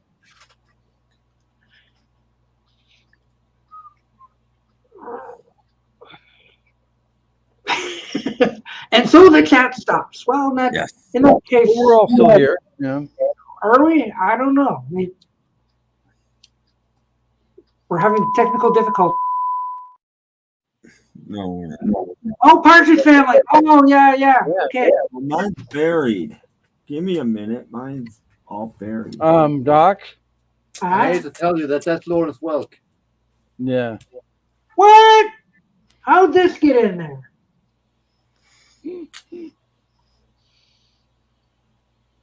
Well, I must have grabbed the wrong one. That's okay. You did? I would never would have figured out. My grandmother would like it. My grandmother would really like it. You're wrong, Doc. You with the cake. Do it when my back is turned. You lost your own game. Yeah. Sometimes you can't trust the KTEL record selector. Yeah, that's true. You must have went by it too fast. I grabbed the wrong one. You grabbed the wrong, yes, Oh, the wrong album, yeah. damn. Yeah. What were we saying before we did that? What was I saying? We were talking about Frank, but I don't know if you were saying anything. Oh no, the record store. Yeah, one of the best record stores in Western Canada, Edmonton. It's called Record Collectors Paradise. Amazing store. They got like 25 CDs, albums. I picked up a number of things there that I've been looking for and never was ever finding them in the wild. Really great store. Has some collectibles. Even still sell stereo equipment like vintage stereo stuff. So if you're ever in Edmonton, Record Collectors Paradise. Look them up. Yes. And as most people know, David Gilmour will never be on this channel, nor will Rick 9G. No. He's not getting well, actually, he can come up here and defend himself for all his clickbait, but no. So, hooey on Rick 9G. Hooey indeed, yes. And Facts Verse and Do You Remember and all those other. Look on one side, we have Marianne from Gilligan's Island. On the other side, we got some lady going, all right. Yeah, some ladies like, come on. But they make money off doing that stuff. It's incredible. So, yes, no wonder some of us have turned to doing clickbait videos. So, it's a thing to do. they're everywhere. We'll make you watch it whether you want to or not. Bewitched cheating scandal exposed. There you go. I know. Hogan's Heroes you didn't notice. Twilight Zone actor suddenly dies. Unbelievable. These Gilligan's Island 10 best episodes. Oh, that's not so bad. Well, Bewitched, they tricked you. You mean she wasn't a real witch? how dare they? Come on. No, not that. What is that all Rick 9G or stuff? These are all Rick 9G headlines. All Rick 9G stuff. Yeah. The Three Stooges, Curly suffers a stroke. Yeah, he has film of it or footage of it. Oh my goodness. There's The no guy's footage. got 164,000 subscribers. I know. Everybody thinks he's a sweet guy because He's wearing hello guys and dudettes or whatever he says. Wow. BS sells. What can I tell you? I used to watch him, but then he got so way out there, like making things up. Like, oh yeah, Yvonne Craig's Batgirl costume was made out of sequins. No, it wasn't. There's no sequins. Jeez, get out of here. There are no sequins in that sequel. No, at all. No. Yeah, and thank you for coming to the Old People live stream. Yes, thank you, Ollie. Yeah, because I'm only that's what 49. Hey, guy. Old people plus one. It's all Jorgen's fault. Yeah, Jorgen looks pretty old to me. Yeah. What? How dare you? No. So we have, to be sponsored by Senecon or Geritol or something like that. Or even, I guess this is good for old people. Yeah, you're way too late. We did, Ollie. We did that an hour and a half ago. Yeah, see, Ollie, I got these last week. Alice and I gotta go get mine. O'Sullivan. Yeah. I didn't have anything. Doc didn't have anything. It's not a bargoon, but it's new. But it's a Jimi Hendrix CD. Yeah. How old I are just you? talk about records I listen to, Yeah. Oh, geez. including this. There we go. See? Those, yeah, you're talking about that before I came on. Those Russian albums are outstanding. They're really good. They got a really warm sound to them. This sounded really good, until you got to the last song. Dizzy Miss Lizzy had all this reverb on it. I'm like, this isn't the same source as the rest of the record. I'd never heard it that, even on an American, I'd never heard it that reverby before. They're really cool, and some of the covers are recreations. Yeah. So they're different than the actual Beatle albums. Like if you look at Revolver. Yeah, well, this is even different. It's different, and even Yellow Submarine is different. It looks like somebody actually hand drew it, you know? It's really look cool. at those pictures. This is different. This isn't the same. Yeah. But the sound is actually really good. And I've got the whole collection, right? And right from the first album right through Let It Be. And they are really good sound. I enjoy listening to them. I don't know what the source was. Yeah, who knows? I've got a lot of them. I don't know. The late 80s, early 90s is when they were popping these out. It's by a guy named Antonov or something. Anyway, the guy, he's funny because he puts himself on the cover. Like if you look at Sgt. Pepper, he's put himself in the collage. He's in there. You can see him in there. And I got a Led Zeppelin by him. You know the Led Zeppelin 4 with the picture hanging on the front. He's got a picture of himself where the regular picture is. It's really funny. Anyway, they're really good sounding records. If anybody, and when I bought mine, you could really bargain with them because they'll sell them for anything. You know, they're getting more expensive now, but I'd offer them like half of the price they were asking for it. Okay, well, I'll take that, you know. Like I'd maybe buy 3 or 4 from them, right? And I said, you know, I'll give you half of what you want, you know. And they're right on because they want your money, right? So they're a little harder to find now. The first one I had was A Hard Day's Night, and I was so impressed with it. I thought, I got more of these because it was Hard Day's Night is DMM mastered. I don't know if the rest of them are, but that one says it right on the cover. And I'm wondering if they source the CDs, if they source CDs for those. I'm wondering. It doesn't sound, because I've heard records that are sourced from CDs, and it doesn't, because they sound really warm. Like that's the word I used. I did a video years ago on them, and that's the word I used. They have a really warm sound. Nice and toasty. Well, it's just records mastered from CDs sound bad. Soft, warm sound on all of them. They all sound like that. And it's really pleasant to listen to them. Yeah. Those are the best, the ones that sound warm. And do you have their Hey Jude, Tim? Do you have that one? Because it's amazing. I don't think I do. Well, they took the Hey Jude that we have, and they actually made it better. They put other tracks on it, like the Inner Light is on it. Ooh. And they took the early stuff off, and they put a bunch of things on it that we didn't get. And it's actually a better album than the North American Hey Jude. So it's amazing. It's really good. Yeah, I don't have them all. He's gone to look for it. He will show it to you. He'll come back and he's got one. See what the cover looks like. Yes. Just one of many that you can have if you just go to the record store and buy everything. They will be there. And EMI will be pleased to give it to you for a nominal fee. Yeah, okay. Well, not these, because these I'm pretty sure are unauthorized. So this is they're all unauthorized, but yeah. This is the Hey Jude. The back is the same.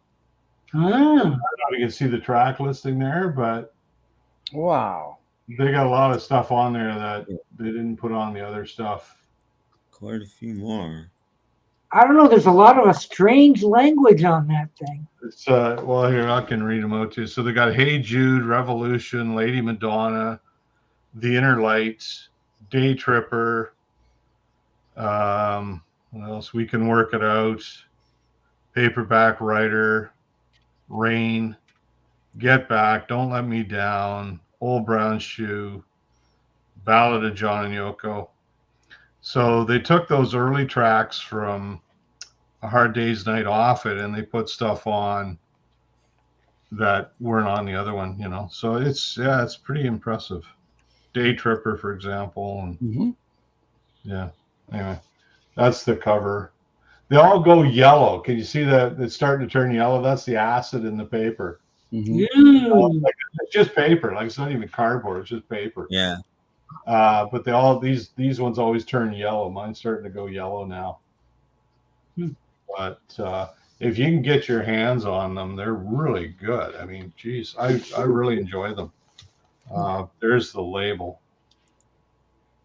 Yeah, same label as my help. Yeah, some of them are red labels. Some of them are. Yeah, I do have a couple on a different label than this too, but it's the same company, and most it's of them actually are on decent. It's decent vinyl. Like, it's not crap. It's really. It's not even Dynaflex. Well, it is kind of. Ooh. It's not thick. It's not heavy vinyl, but it's clean. Like, mine sounds clean anyway. But yeah, There you go. Fascinating. good to have. Yeah. Excellent. We take the politics out of it, you know. Oh, good for you, Peter Boothroyd. You've got a new job. You can get away with murder. Don't even think about it. Mhm. I can watch even more live streams. Wow. Mhm. Oh, There's actually a website. New I Brian found. Epstein film. I haven't seen it. I haven't seen it yet. I haven't seen it. Didn't There's even know actually a it. website we found that talks about all these too, which is pretty cool. Yeah. Hey Jude album has a great cover worthy of an Abbey Road follow-up. Mhm. Cool. Buy it for Christmas. Good for Christmas giving. Yes. People will be like, look what I got. Oh, yes, that's what I've been wanting. Yes. And some of them they released as doubles, like they put Revolver and Sergeant Pepper on one. Yeah, I have that. But if you look at this, you can see that the cover like, if you compare the two, they're very different. Yeah, no, they redrew it. Yeah. Yeah, who's that guy right in the center bottom? Well, Who is that? Right here. Well, that's John, I think. Well, they totally redrew the Yellow Submarine cover. Yeah, they did. Yeah, and this is all different. It's different throughout. But. And the White Album, on the inside, the 4 pictures are drawings of the 4 pictures that are actually in the. Yeah, well, I took those. The actual pictures. I scanned those and I blew them up into like 8x10s, and they look really good. So, yeah, they're pretty cool. James Frawley wants to know if Paul is the same guy that waited on his porch in the snow for that delivery. Oh, it wasn't in the snow. That was for Abbey Road. It was in September. It wasn't in the snow, but yeah, I'm the guy. Yeah. That was He got fun. his package today on time, though. It's 8 blocks away. It's 4 blocks away. It's Stop. here. Stop. Yes. Stop. Block. Stop. That's good. And He was on the patrol for porch pirates. Don't you dare get my water pick, or whatever that was. I can't remember what it's called. There's a Russian-only pop album too that goes from like 63 to 65 or something like that. I can't remember what it's called. It's got like a beige cover. I've got that. Oh, it's the only one that's a taste of honey. It's weird. It's mostly got songs from like Please Please Me and Beatles for Sale on it. It's a very weird album. Yeah. Well, here, I might as well just bring them all out since we're talking about them. Stay tuned. There's more to come. Yes. Yeah, mine aren't all together. So for me to get mine, it'll take me a few minutes because they're not all in the same place. Yeah, hurry. I don't want to have to play that record selector commercial again.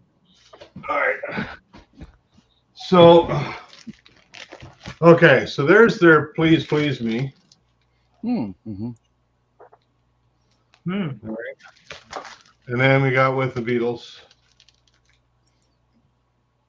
Original tracks.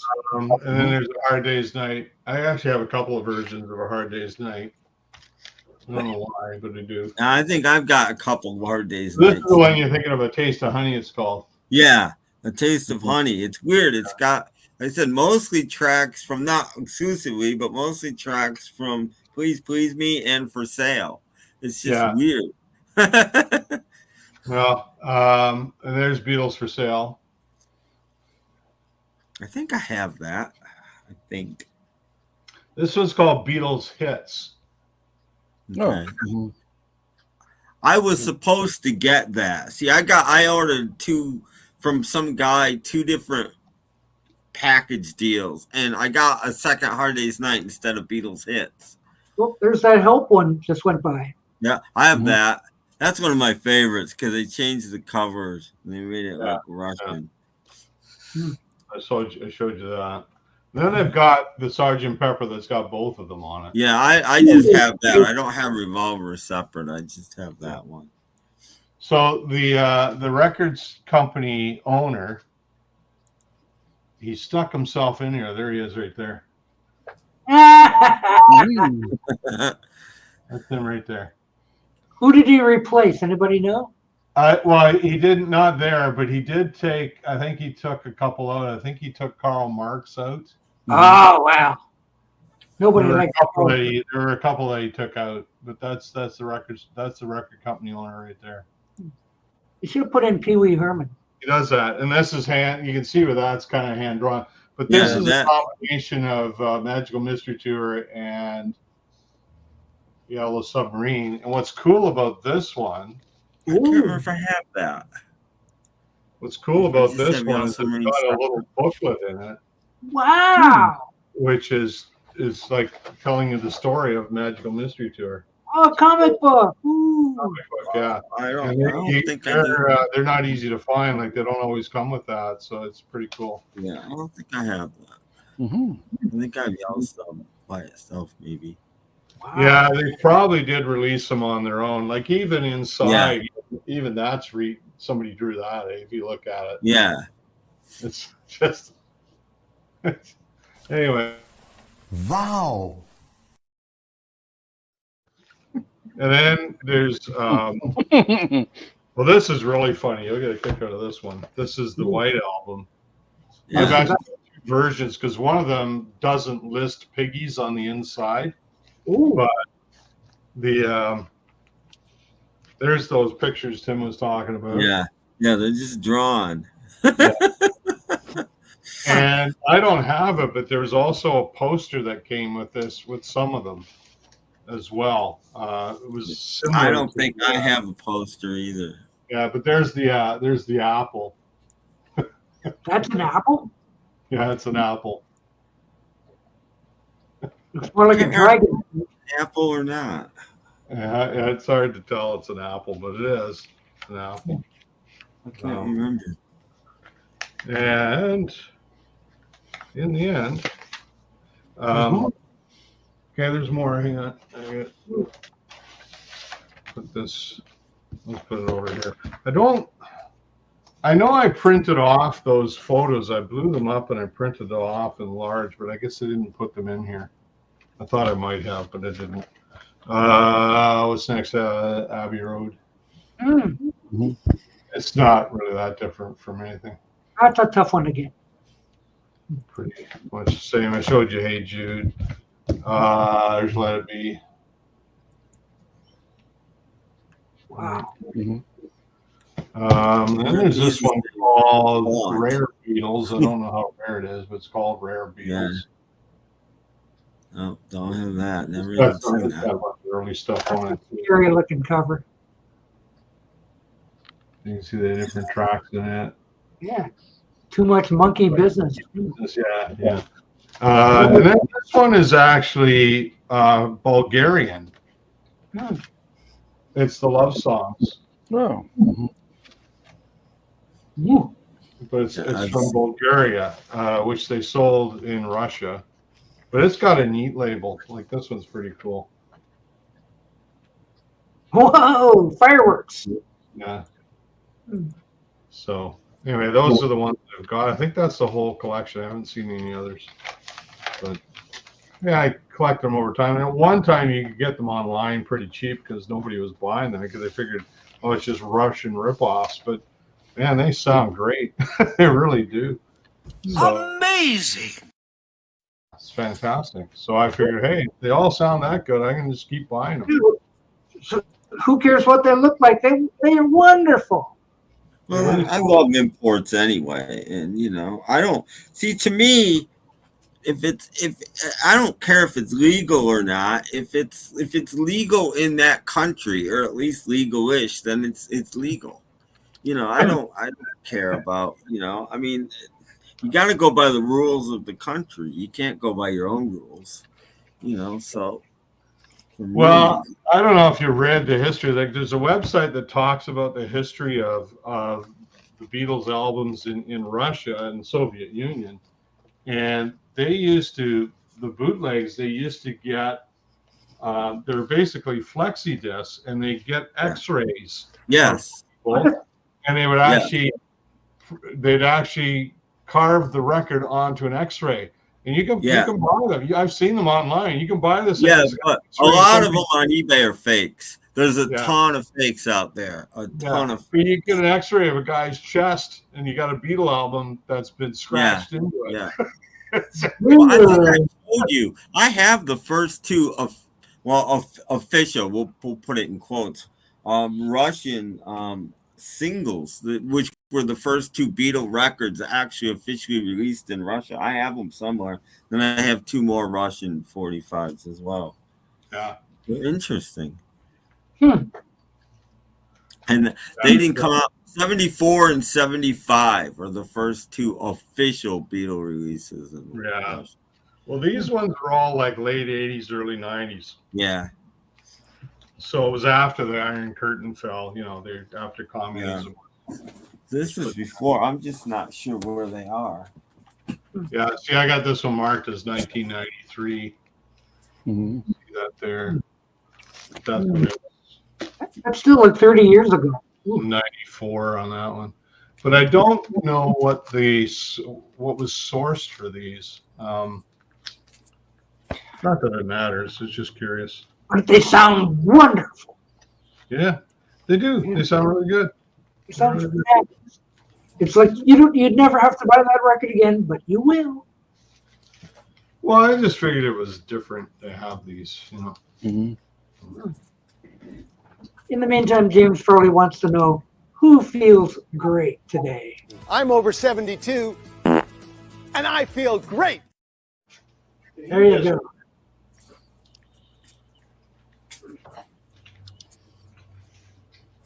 Past masters? Well, that's a hodgepodge of everything. Mm-hmm. Just Size leftover, everything. leftovers, stuff. Whatever. No, we can't play one or less because Tim Allen will get mad. Yes. Yeah. Yeah. I'd rather watch some puppets eat cereal. Yeah, that'd be good. Mm-hmm. I got up in the middle of the night to watch the puppets for a little bit. Mm-hmm. They just sat around and talked. They didn't do anything. The other Russian one I have is the Decca tapes. Oh, yeah. The Decca tapes. Came out in like 2013. Mm-hmm. And what was cool about this is that it came with a CD as well. Ooh, wow. I've got a copy. That's been around long. My copy's from the 90s, I think. Well, it's been pressed a few times. But that cover and everything. This is by Doxy Record, whatever Doxy Records are, but that's the label. But this one, it came with a CD, which I thought, well, that's pretty good. You get both for piece of one. I've got a nice Japanese CD of that sounds really great. Nice gatefold cover, and you gotta watch because some of them don't have all the tracks. This does. This has got all 15 tracks that they did. Yeah. But some of them are like mine has only like 9 or 12 or something. But there's the label. I've got tons of those. And I've got a picture of this bootleg, which is the first bootleg I ever bought. Like this is 180 gram vinyl. This one. Wow. That sucker's thick. It don't go whoop, whoop, whoop like No, that's a good one. Yeah. So that's the only other Russian. I think it's Russian. So do you agree there, Paul, with this? I thought the tracks from the Decca audition picked for the anthology were picked nicely. The highlights. Yeah, they did a decent job. It's still, if you want to get, I still think you should have the whole thing. Yeah. And I don't know why they didn't at some point do an official release of it, because you talk about the stuff they have released and you think, well, why didn't they ever release this officially? Because that would sell. People would gobble this thing up like you wouldn't believe, right? But anyway, there it is. It is what it is. Coming soon to a Christmas near you. Here you go. Here's the first ever official Beatle release in Russia. It doesn't look like much, does it? Oh. That's a single. What are the songs? Here, I got it right here. Can you read them? Yeah. What the hell is that? Moho. I'll tell you what they are in a second, because that is written on the thing. Oh, Lady Madonna. Lady Madonna. Yeah, well, here it's written on the sleeve there.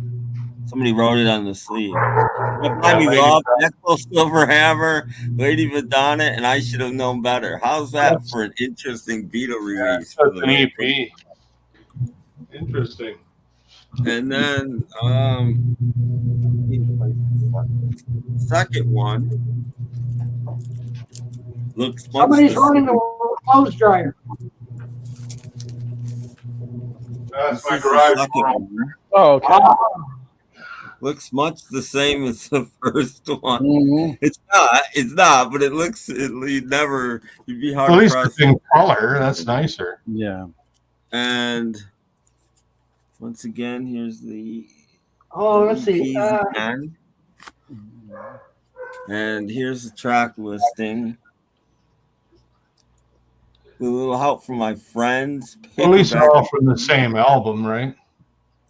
Yeah, When I'm 64 in love with, and with a little help from my friends, just starts with, "What would you think?" That's it. It's just what would you? That's how it starts. It's like, wow, what an interesting mix.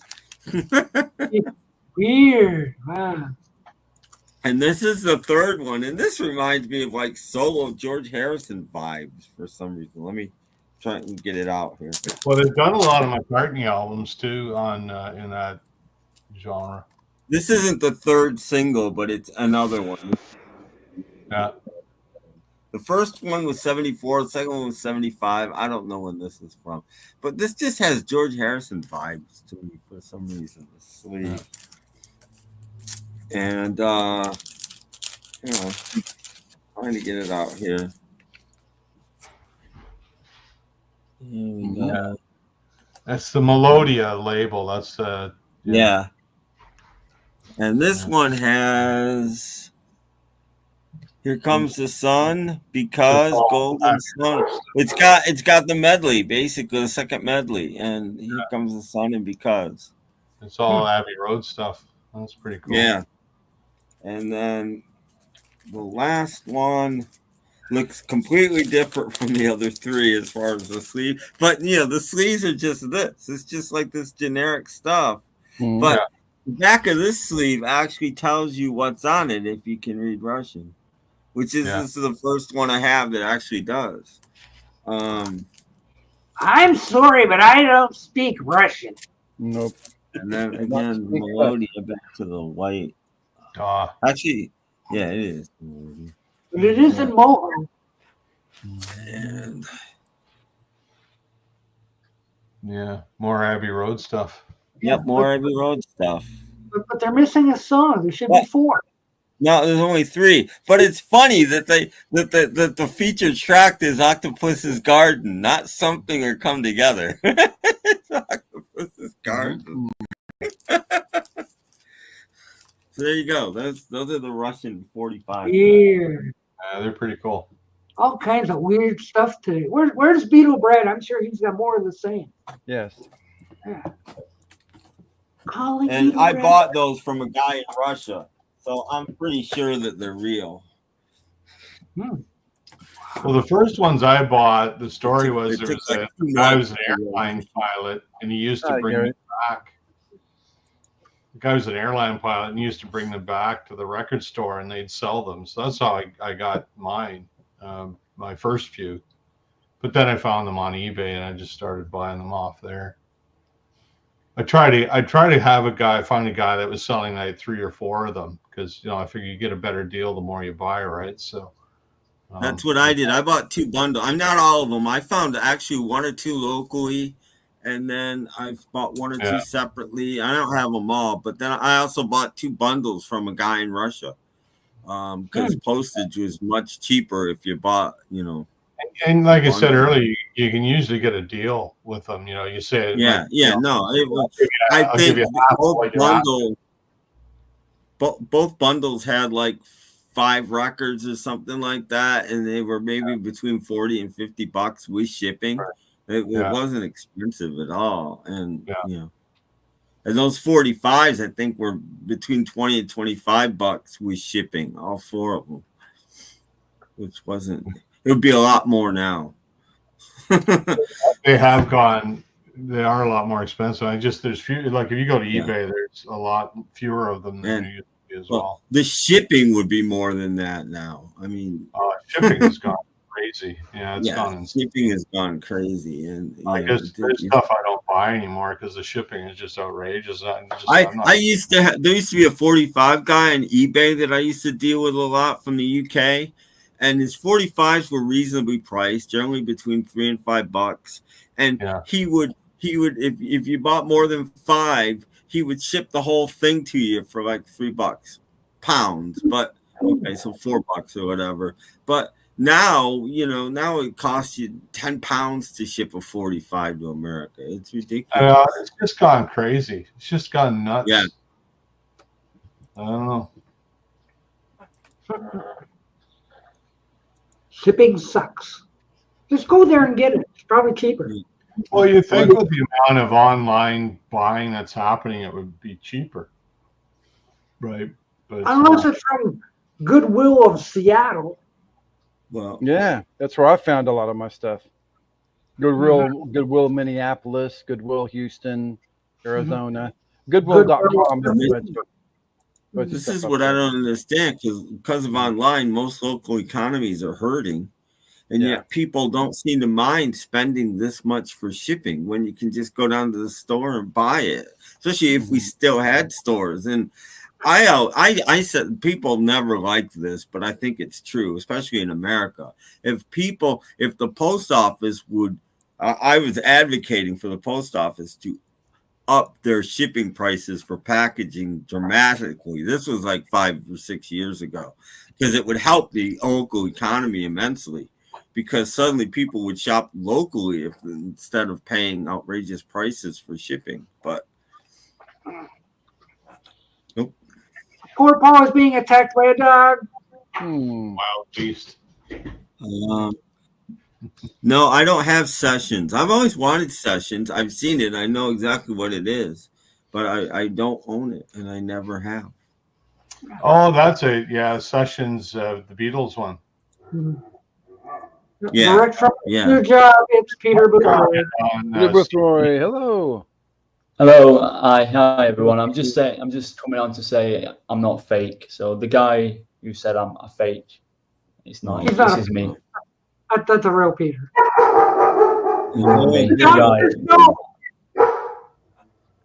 That's a security check. Yeah. It's a security check. Yeah. Anyway, I'm not gonna. You don't want me on here. I haven't come on. The last time I came on here, I was showing all those AI things, and I think the ratings went down since then.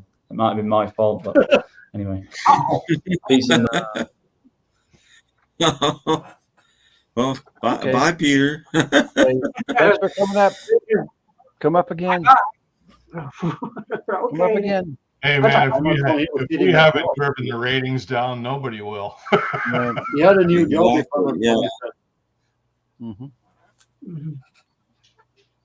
Well, good to see Peter is not a fake, and he's success. the real Peter Boothroyd. That you can just sit there and watch YouTube all day and get paid.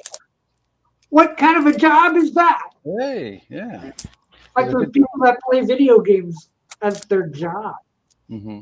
Get paid for it. Like, what? That's a Peter Boothroyd kind of job. Yes. I guess so. How do you get one of those? Or go sell seeds door to door? The same way you can just walk into Apple. I mean, or EMI, not Apple. It was EMI. Oh yeah. You can just walk. Yeah. He's never gone back though. That's No. YouTube at its finest. I'm sure that footage is still someplace. Oh, I'm sure. It's a meme. The day Peter Boothroyd walked into the EMI offices. Shouldn't have stopped at the first door though. Should have kept on going. Good. Got into a recording session or something. What are you doing here? They get a guitar case and walk in one under his arm. Yeah. Wow. Yeah. Cool beans. That would be good. But I used to be security for a hotel all night. That was pretty sweet. There's the Beatles session I have on CD. Oh, okay. I don't know if it's the same as the album or not, but yeah. I get them confused. There was one called Casualties, and I get Sessions and Casualties confused. Toasted?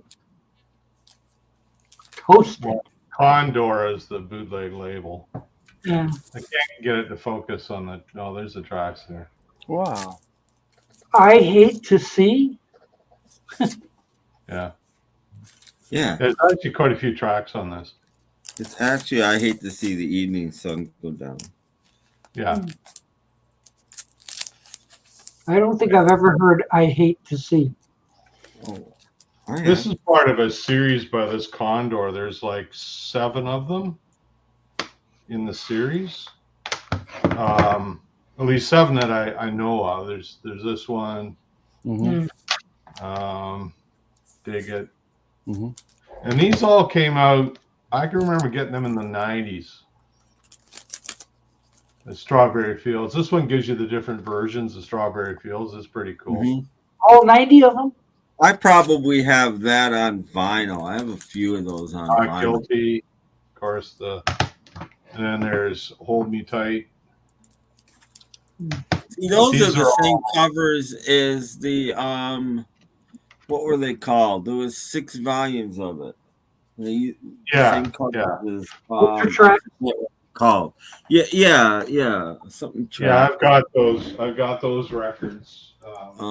Same covers as those were the best around 85, 86. Yeah. People started putting out really good vinyl bootlegs.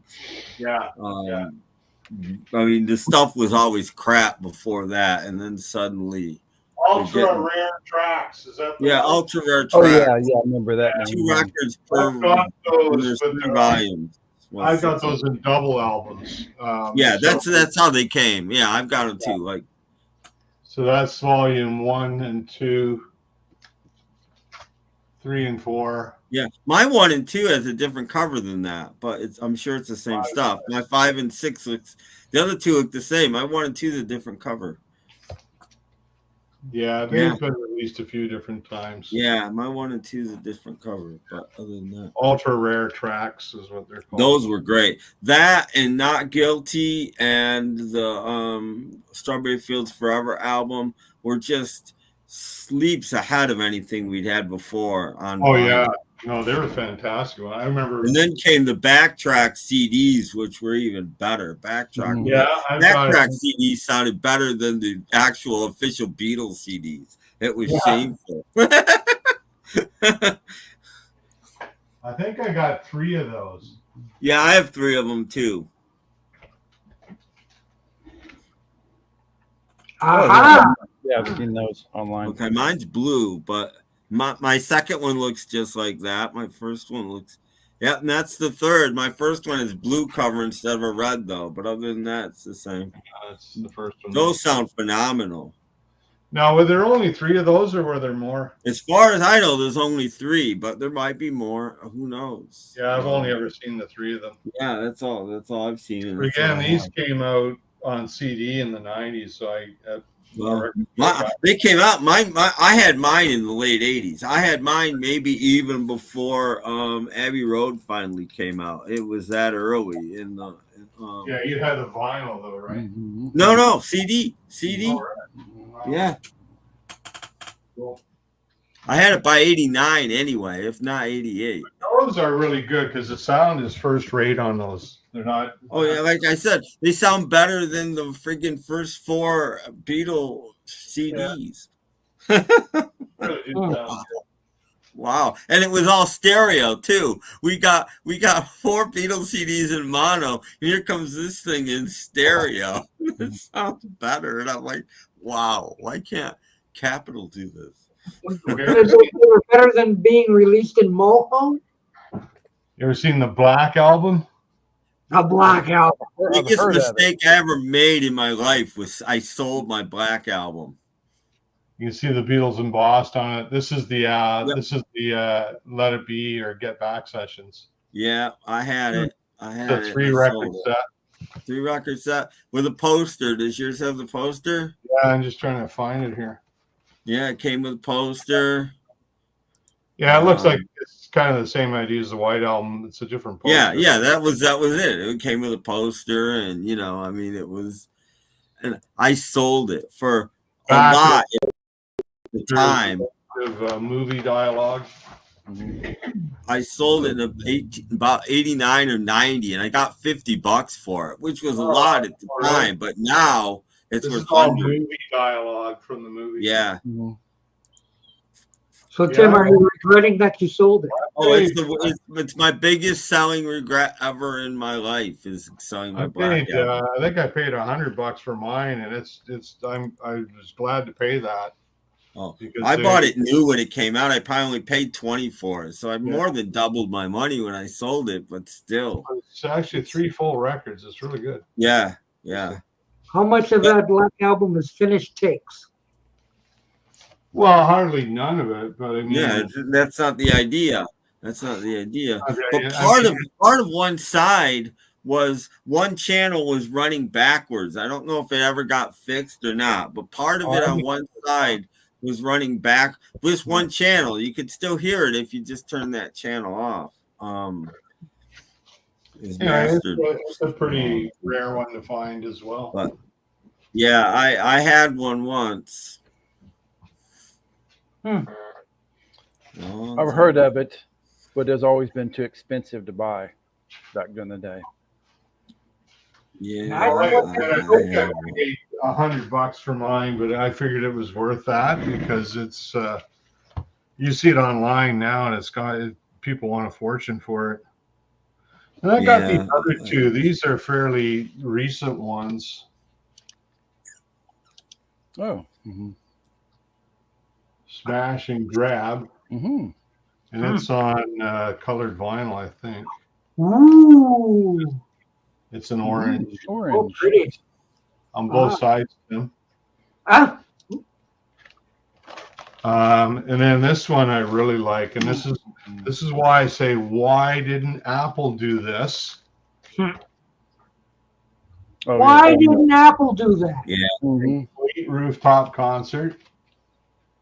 And plus, they've got some bonus tracks on here to fill it up, like Hey Jude and St. Louis Blues. But and I think, why didn't Apple do this? They released the Let It Be box set. This could have been part of it. I could never understand why they didn't. Because if we do it, why can't Apple do it? Oh. Pretty. And the sound is really good. It's taken right from the cameras, so it's really good sound. From the Nagra tapes. It's taken right from the tapes. So why couldn't Apple do this? That's my question. That's a good question. Yeah. Instead, we got an EP, which was nice, but this is history. Stupid Apple. Couldn't figure that one out. Anyway, there it is. Stupid Apple. Yeah. Well, I was showing this one earlier, Paul. I listened to this today. Are you familiar with, this is really good. Oh, I've seen that online. Yeah. That's early stuff, This right? is really good. It's got a lot of songs on it, but it sounds really good. I mean, it looks like it's got too many songs, but some of them are complete takes. You know, it's 62 and 63, and it's got a few things on here that I didn't even know. You know, it's great, and my favorite ones I think are "Hold Me Tight" because it's like take 27 and take 28, and the engineers are getting really upset by this point in time. They're like, take 28. they're really getting angry, and yeah, it's on pretty. Oh, nice. Yeah, blue vinyl. Yeah, some of these bootlegs now are doing nicer packaging than the. Yeah, it even comes in a nice ear. Yeah. Yeah. Jeff Kendall has flown the coop. Maybe he's gone to look for something. I've flown the coop also. And there's one, I forget what song they're doing. Is it I can't remember. They're doing some song, and you know they're still new in the studio, so they're very polite and everything. And so Paul's like, "Can we go now?" And John's just like, "Yeah, sure, why not? Let's just go." Like, and here's another one for the why didn't you? The why didn't you category. Why didn't they do picture discs for the White Album? Yeah. These are bootlegs, but they're picture discs. They did picture discs for all the other ones. So why didn't you do these? Oh, geez. Right? Missed opportunity. But they've been around on bootlegs for years, but Apple decided, no, we're not going to do that. It's like, well, okay. There's the George and Ringo one. You've got them all. Yeah, all four of them. Ta-da! Yeah. Right. I mean, they don't sound. Ringo's got a sigh in his eye. They sound like picture discs, but you know you're not going to play them anyway. So they're to be framed. Again, like why didn't Apple do this? They did it with all the other reissues they've done, but they didn't do it with the White Album. Just saying. Apple's got a lot of splaining to do. Got some splaining to do, Lucy. There's so much opportunity that they've missed. Oh, yeah. Well, they did get the White Album out on white vinyl. That's kind of back in the late '90s. Yeah, and then the red and the blue. Part of the remixed reissue series they did.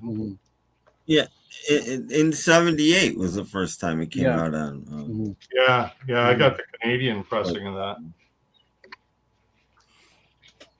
I know the German pressing on the white vinyl is really good.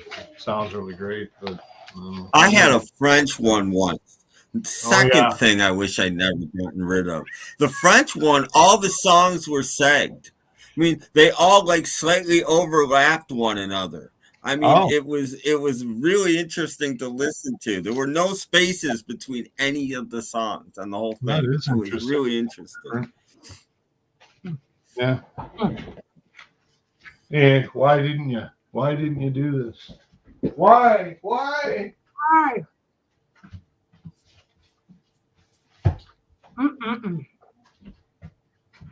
Tons of missed opportunities. Like Apple could have been making a ton of stuff. Oh, there's that cat's ass again. Well, stuff we want. Maybe most of the world doesn't care. Same thing. Ringo keeps re-releasing the same late 70s albums that nobody wants. Meanwhile, his entire 90s catalog, except for the Christmas album, is unavailable on vinyl. Yeah. Why?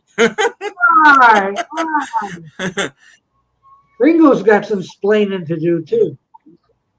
I don't get it. Here's another edition of Bad Boy that you don't want here, but I'm not going to give you. How many times have you played Choose that Love. over the course of your life?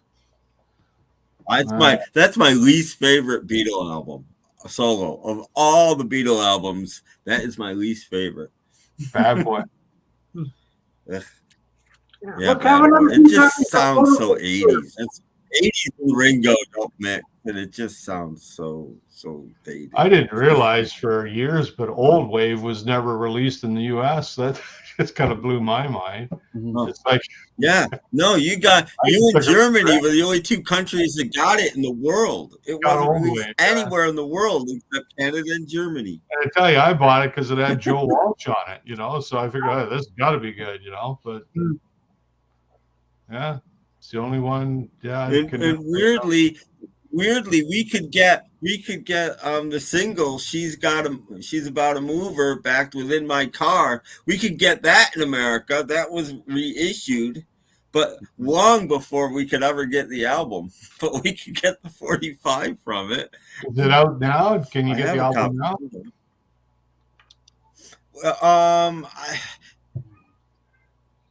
Maybe. There was a record store day release, and I think there was one after that, like last year or something. So I think you could. It's probably out of print now, but I think you could then. But yeah, maybe with even a couple bonus tracks. Well, that's the way it is, folks. Mm-hmm. Yeah, I didn't buy it because I had a German. I hear cats in the background. Yeah, there's one in the bedroom. I hear cats in the background. No, shame on you. Take care of them cats. No, you're not going outside. But please, I will need to go outside. Please, my brother's out there. Let me go play with my brother. No, I can go too. Please. We don't let our cats out here. It's just too dangerous. So we got raccoons and coyotes around us, and what's raccoons gonna do? Oh, they'll kill a cat as quick as look at it. Really? Oh yeah, they don't get along at all. Mm-hmm. Never heard we used that to have raccoons and skunks and possums come up to eat the cat food. Not anymore, but we used to. You see, they're both raccoons are very territorial, and they won't tolerate, So, raccoons can't climb trees. Huh? Raccoons can't climb trees. Oh, sure they can. I've seen them do it. Not like squirrels. They can climb a tree better than you can. Well, I don't know. I was a pretty good tree climber back in the day. They climb trees pretty damn good from what I've seen around here. Ooh. I guess. They can climb anything. Haven't you ever seen like raccoons in dumpsters and things? Yeah. I don't know. There's somebody in this apartment building feeding the raccoons and skunks with old pita bread. Look, have some of this. Eat the old pita bread. Like, what are you doing? You don't want to. You don't want that. Stupid. You don't want that. It is stupid. You shouldn't be doing that. That's not good. I don't know. What do we do with this old pita bread? Let's feed the animals. This is true. Give the cats a bowl of yap. They'll be happy. Yeah, I like it. That'll close their yap. Mm-hmm. Yeah. Dragon flavor. That'll satisfy them. Yes. They probably like to have some fish flavored. Yeah. Tuna flavored yap. Chicken flavor. Yeah, I quit buying fresh fish and cooking it because it makes the cats crazy. So enough of that. Like anything's changed. Fish and chicken, man. They just drive cats crazy. They just smells good. Yeah. That's just what they do. I think everything makes cats crazy. What is it? See, look how crazy Look how evil that cat looks. Ooh. What is it? No, you're not. No, you're not. No. Getting ready for Halloween. Please. Yeah, next week. Next week. Hi. You can join your brothers. Join your brothers, and we don't have Halloween on Halloween because we had it last night. So had it early. Halloween came early in Oklahoma. Well, because the little kiddies can get out early, and it starts at 5 o'clock, and by 8 o'clock it's over. You know, and that Halloween's on school night next week, so that's probably why they did it. Oh, like that made any difference around here. Well, you know, we'd be on Oklahoma kids. We couldn't wait till it got. Is it dark yet? Is it dark yet? No, it's not dark yet. Is it dark yet? Go, yeah. But funny, on October 31st, none of us could figure out how time works. You know, can we go out now? No, it's not dark out. Oh. Now they send you on a day. We got to set the clocks back next weekend, I guess. We have already set the clocks back yesterday night. Yeah, we do ours next week. I'll let Jeff answer this one. Yes. Yes. We will. Sure. Yes. You can come. Dressed up as your favorite Partridge family. Yes, yes. Yeah. Come dressed up if you like. Because I'll be Danny. I got red hair. I'm not going to be a Partridge family, but I'm going to be dressed up next Thursday. I have a special present. I am Canadian stuff. Yeah. I don't need to dress up. I'm there already. Yes. Tune in next Thursday and you'll see it. So. There you go. Don't miss it. No, write it down on your calendar. Write that down. Circle the date.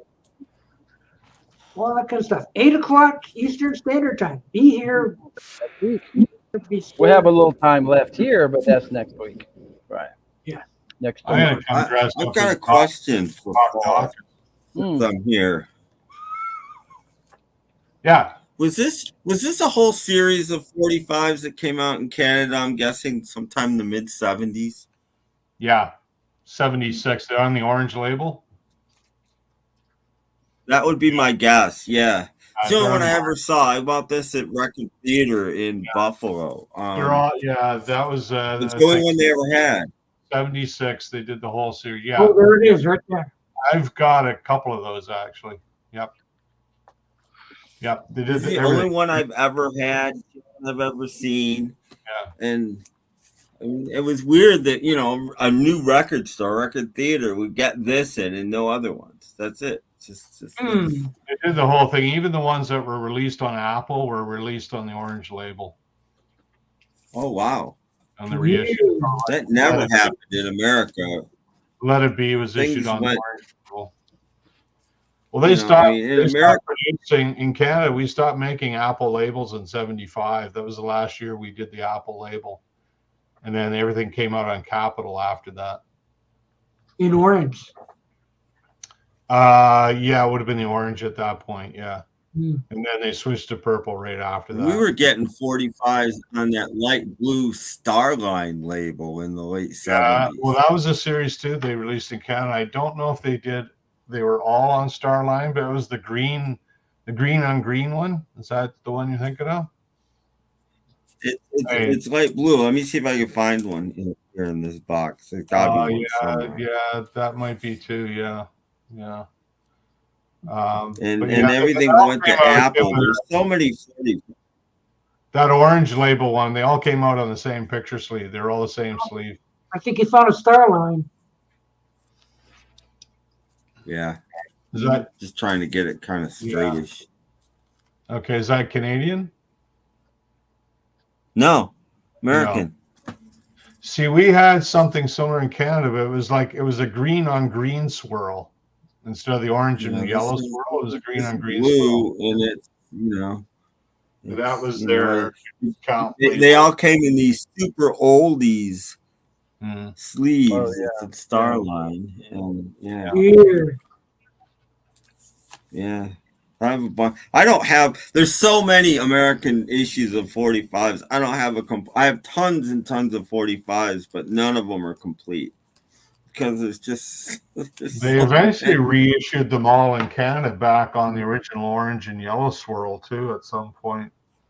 I remember seeing some of those Well, solo hits. they like probably did in America too, but by that point in time, nobody was buying 45s anymore, and they're pretty hard to get.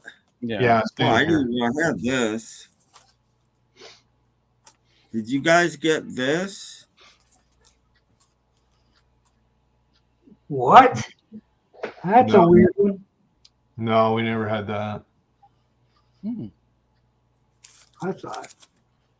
Well, James Farley, why don't you come up and show us your Mexican EPs? Yeah, we got some time.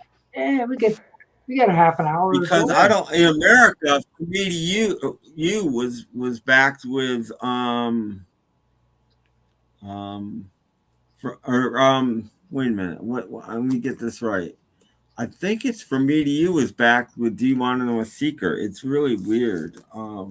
They put Thank You Girl on a Do You Want to Know a Secret 45. There's a ton of singles. Anyway, this is like a VJ offshoot. Yeah, we had a bunch of singles in Canada. It seemed like every 2 weeks in '64 they were releasing a new single. Yeah. There's just a ton of them. I never collected them, so I don't have them. But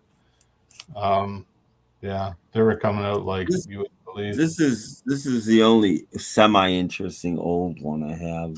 Oh, the MGM My Bond, yeah. In its original sleeve. I showed you that version I got on the green MGM cover. I can't believe that this got a reissue probably in the 80s, but it did. Ain't she sweet? On Atlantic, no less. That's Weird. On Atlantic. Yeah. Yep. That's interesting. A couple of days ago, I saw an episode of What's My Line, and they had Brian Epstein as the mystery guest.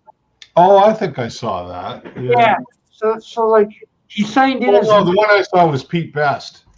Oh yeah, I've seen that one too. Yeah. But it's funny how like the panel instantly knows who he speaks.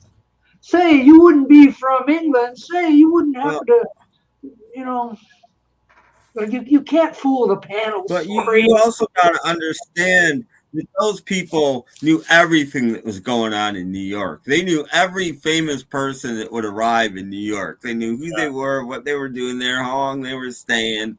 They read the papers, but one of them was a columnist, for goodness sakes, so it's very hard to fool people on who they on that show. I mean, sometimes they'd be they get reporting on it, right? They report on that. And they were prepared.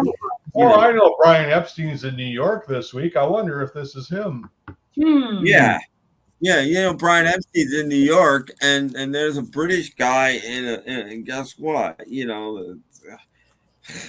It's not going to be hard to figure it out. Yeah, Paul can disqualify himself. I'm out. I know who it is already. I'm out. So, it's the shortest mystery guest thing since Pete Best was on. And they even guessed him pretty quickly too. Like it didn't take them long to figure out. Well, I think he even wore the suit like. Yeah. It would be like, oh, come on, you can't fool us.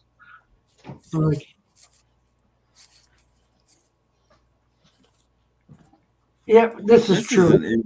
You could never fool Arlene Francis. Arlene. Yeah. What's that you got there, Tim? They put the orange. This must have been before it went to Starline, because the sleeve says Starline. But yet it's the orange sleeve with the orange label. See, I'm pretty sure they were doing those in about '76. Is when they went to. Because I also have one. This is the normal sleeve that they came in before that, just your typical Capital. Yeah. And then all of a sudden they're in this Starline sleeve. Weird. Well, the more releases, the merrier. Well, there's so many. I mean, I didn't even show, there's these releases. Oh, don't worry about it. They're probably going to do that soon. Like re-release, do it again, do it 500 times. Or I just saw. One whole album. What do you know? Can't buy me love on Apple. There's so many singles. This is why I don't have them all. Who has them all? There's hundreds and hundreds of just U.S. single releases if you got them all. Well, in 1972, the Americans started releasing all the Beatles catalog on Apple. Yeah. And at the time, Canada was releasing them on the Red Target label. So that's why there's only 2 albums in the U.S. on Red Target, which are Revolver and Yesterday and Today, and they're both really rare and super expensive because they only did it for those 2, and then they switched everything to Apple, whereas we continued using the Red Target label. Yeah. Yep. Okay, you can. I thought you had something else there. Yeah.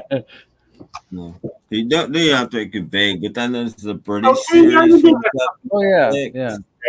That's the one with the green back on it. Yeah. There's only 4 pictures. They only bothered with 4 different pictures. It's like in the mid 70s, right? They did those. Yeah, it's called 76, and I have some. I don't even know where it is. There is one that's rarish. They released back in the USSR, back to Twist and Shout. Yeah, they did that in Blue Box as well. Yeah, and I think wasn't that from the Target series from like 10 years ago? There's so many different. Yeah, they just kept pumping them out. Yeah. So that's enough of that. Wow. That's a healthy box full of singles. Mm-hmm. Well, I've got like 4 Beatle boxes of singles like that. It's just. There was some guy that wrote a Beatles book called Beatles Forever that had pictures of all those on there. Yeah, that's why I remember him. That Nicholas, what's his name? I've got some DJ 45s. I got some Tolly 45s. I've got Swan. Mm-hmm. I've got an Italian Sgt. Pepper somewhere. So, there's that one there with back in the USSR. I've got it just like that. I've got it just with the green back and the it looks like all the other ones. This is from the Blue Box. Okay. From this box. Yeah, I've got this, the green. They included that, and they included this one with Little Help from My Friends and A Day in the Life. Oh. Is that one from France? Well, that was the current single. That was released as a single in what 77, I think. 78, 77, 77, 78, yeah, and because they were celebrating the 20th anniversary of the albums, and they re-released Sgt. Pepper, and they put a single out, and then in 78 they re-released the White Album and put OBD out as a single. There's Yesterday and I Should Have Known Better. Yeah, that I do not have. Yeah. So I took the Blue Box. There you go. Oh, I saw that. Wait till everybody gets done, and I'll pull it out. Oh. Y'all can help me figure out if it's real or it's a fake. Ooh. I got it in the real or is it Memorex? Yeah. Well, we don't have Arlene Francis here to tell you. Here's what I did. I put in my Blue Box, I put in Free as a Bird. Oh, okay. So I added that to my Blue Box. I added Real Love to my Blue Box. And then, of course, I added now and then to my blue box. Okay. Yeah. So I put it in with all the other singles because I figured, hey, they're singles. I'll put them in there. Now all you need is Carnival of Light. No, we don't need that. I put my now and then in my the 20 what was it 2015 box. When did the single box come out? I put mine in that in the latest box. Yeah. I put my now and then in that box. Yeah, that's a good idea. Mm-hmm. Because I already had Free as a Bird in Real Love, so I just added now and then to it, and there you go. Wow. Oh, are you ready, Jeff? Well, I'll wait till he comes back. So Yeah. y'all can help me figure out if this is a fake or if it's real. Because I got this about 1981. It says it's an Italian single, Sgt. Pepper and A Day on the Life. Down under here on this side, it says by EMI Italia. It's real. I can already tell you it's real. There's no reason to fake that. It's real. Yeah, I'd say it's real. It's real. I paid $5 for it. Yeah. There's no reason. There's no reason to fake that. That's real. Mm-hmm. Yeah, I'd say that's a real one. Yeah. Okay. So, lucky you, Jeff. You have a rarity. The Supreme panel has ruled. No, it's real. It's real. Supreme Court of bootlegs and fakery. It is, yeah. Has the jury reached a verdict? Can we say that this is real? Real. Yes. Real. Yeah, we need a gavel. Can I use I don't have a gavel, but I got my Moroccan. Okay. Yes, I actually think that Now and Then is one of the best meals ever, but I'm not a fan, so who am I to? No, that's okay. It's pretty good. It's all right. It's nothing to get over, but it's all right. Yeah. I thought it was pretty cool. I still want them to go back and redo "Free as a Bird" and "Real Love." They should have. They should and have. clean up the vocal and get rid of that, wispy sound from the. They can do it now, so why don't they just redo it on those singles? That's another. See, why don't you? That's another why don't you? Stupid Apple, always making the wrong decisions. There's been talk in the last year of them redoing Anthology, and if they redo Anthology, they probably will. You mean that redoing two of they need a place to put it. More brand new song. Well, Anthology will be 30 years old now, so. Wow. I was just about to say, is there not an anniversary for that? Mm-hmm. Well, 95, right? It was 30 years. Yeah, there we go. The 30th anniversary on Blu-ray with Peter Jackson proved this and that. I'd like to see him. I've said this before. I'd like to see him do it in widescreen. Yeah. I've got it in VHS and DVD. I get both. I've got it in Laserdisc. Well, but do you have the Beatles Anthology 93 director's cut? No. 93 wouldn't make sense. Yes, Peter. There's a bootleg DVD. A guy from Mexico has made a video, Paul. We talked about this last week, and it's about 2 minutes of McCartney talking about Carnival of Light while he's showing this thing, and then they play what you can only suppose is actually Carnival of Light, and apparently it's on this thing. And it's a mess of noise. So if it is, I've heard of Carnival of Light. Right. It's this is just not noise. The evil Peter. This is the real Peter. That's a real Peter. Yeah. The evil Peter. We have a real Peter. We have a real Peter, and we have a bootleg Peter. Yeah. Yeah. I don't know what that's about. I don't know. Do they think they're upsetting me? They're not. It just makes me laugh. Yeah. Are they trolls going at you? Yeah. Well, I think they're trying to get a response from me, but you can't really troll a troll. They're not. There If they you were go. clever, they would Just give them the middle finger salute and be done with it. Yeah. They're not as clever as they think. I missed again. The music video is laughably bad for Now and Then. A lot of people. A lot of people don't like that video. And where half of the bands are okay. It's okay. Didn't bother me any. I thought it was fine. I mean, it's just a video. I mean, I think one thing that I thought was a bit odd. Ringo basically turned up in his pajamas, didn't he? I think. Yeah. Make a bit more of an effort. Get anything out of the closet. Well, the like whole just thing was done. They weren't in the same studio when they did. I mean, Ringo was sent things and he recorded to it, and it was sent back to Paul, and he added his stuff, and they weren't together when they did this. It was I mean, to be fair, he is over 80, so he's not gonna. Yeah. I mean, he was wearing like a tracksuit, like, but Paul was like dressed in a completely different style. Yeah. But, That's okay. They get a pass because they're old.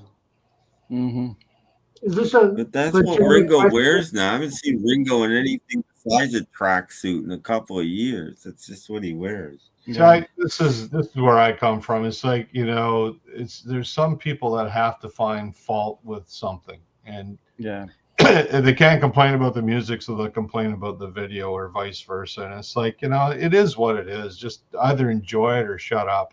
Like it's I liked it. It didn't make me cry like it, but I did like it. Oh, it made me cry. Well, I thought it was sentimental. A lot of sentimentality to it, and okay, so what were you expecting? Did you think it would be anything other than sentimental? I mean, come on. It's just what do you go in thinking? Seriously, compare the Beatles Now and Then video to like REM's Drive. A magnificent song, but the video 3.5 minutes of a guy rolling around in the audience in a stage dive. What is worse, actually? Yeah. Compared to some videos that have been out there, right? To be honest, I think I was just being too like I was thinking about what they're going to do with the vocal and this new separation, how they're going to fix the song, and then the video, I'm looking at it going, how have they done that? How have they done that? I was never really enjoying it like a fan. I was sort of looking too close into it. Yeah, I get that. Because I've heard the demos a lot, and it was all the anticipation. Is it going to be? What's it going to be? But I'll watch it at some point. Maybe I'll cry in the future when one of them. I'll cry tomorrow. Yeah. Just not today. I'll cry instead. Yeah, I'll cry instead. Yeah. There's no crying in watching videos. Okay. Maybe sad ones. I'm okay as long as there isn't a dog that gets killed. Yeah. Tell you what, one thing that nearly made me cry, which is not, I didn't expect it to, but there was an Eminem video where he starts crying when he sees his daughter getting married or something. I watched that and I kind of thought, wow, that was a bit sad. But yeah, I don't think I've ever cried at a music video. I don't even like that kind. I don't even like Eminem music. That's really bad. That's some of them are so bad. I feel like crying. Don't worry, they'll fix it later, and you can buy them again. New and improved. Yeah. Sorry. What? Oh, I have a cat that's talking. He wants to go outside. I've still got the artwork I made for now. Yes, original Now and Then artwork from a couple of years ago. That's great. That's the prototype right there. Yeah. Yeah. I spent at least 15 seconds on this. I'll have you. When I first saw that tweet, it was online somewhere, and I thought it was just they put this in there because they didn't actually have a picture yet. Yeah, that's what everybody thought. Like a stock photo or something in there. And I thought, okay, well, yeah. I'm curious. I wonder what it'll really look like. And boy, that was it. The one thing I'll say about that, the Ed Rusher artwork, he is one of the originators of that whole style. Because I think he's like in his 80s. So the way I look at it, maybe he's friends with Paul from the 60s. So there's some sort of lineage. He's not like some new young graphic designer that they've got. Like they've got maybe Wow. someone who he knew in his Beatle days, so there's some sort of connection maybe. But I saw his other art. It's all the same, just very simple, pop art, minimal. But I think it kind of It's messed just the market out. it would have been a little more color to it or something. You know, it's just A little more gray, color. white and gray. Again, what was Apple thinking? Yeah. And I didn't like the back cover. I love the idea of George's clock, but couldn't they found an old like antique shelf with some baubles or something to make it look nice instead of just being on this white background? I'm like, I didn't like that either. Should have been old junk shop looking, and have an original copy of "You Love Me Do" on the shelf, like near the clock. You know that? Okay, do that. That's interesting. Why didn't they ask us? The clock We would white have designed something better. Well, they didn't put a lot of thought into it, I don't think. I think it was probably Paul. It was probably his idea to do it, and he's being a bit pretentious with the sort of, you know. It's all Paul's fault. Yeah. Maybe. Stupid Paul. Jeez. He didn't have time to, get some ideas together. Like, what could we do for the cover? And well, let's just have this sideways script and a picture of a clock. That's it. That's good enough for me. I'll put it out. Print them up. You know, it would have been interesting. I just had this idea. This could have been interesting for the cover of the 45. Go back. Go back. Wrong button. Go back to the first. Go back to the first 45 and do that. Yeah, let me do. Yeah, that would have been neat. Yeah. Just do that as the first. Yeah. Now and then, and Let Me Do would have been. Let Me Do would have looked just like that. That's better than what they put out, even with the artwork. That's even less artwork. That's just a bunch of lines. But what was Apple thinking? I start to realize why I'm not that huge Beatle fan. I'm allergic to apples. I should be allergic to dragons. Oh, because yeah. Still got some in here. Yeah, Doc, we used to have a few minutes left and look at all the people from all the different places. Oh, you mean like between the six of us? Yeah. Wow, are we a diverse bunch? Wow, England and Sweden and British Columbia and Canada and New York and Oklahoma. And Canada. Windsor. Okay. Well, Windsor doesn't count as anywhere. Okay. I'm just Canada-wide. Yeah. Wow. Ontario. Jorgen is the Carlito of YouTube. Yeah, that's cool. Well, I guess I'm the furthest west, and Peter will be the furthest east. No, I think Sweden is furthest. Oh, yeah, Sweden would be eastern. Yeah, he's in a totally different time zone.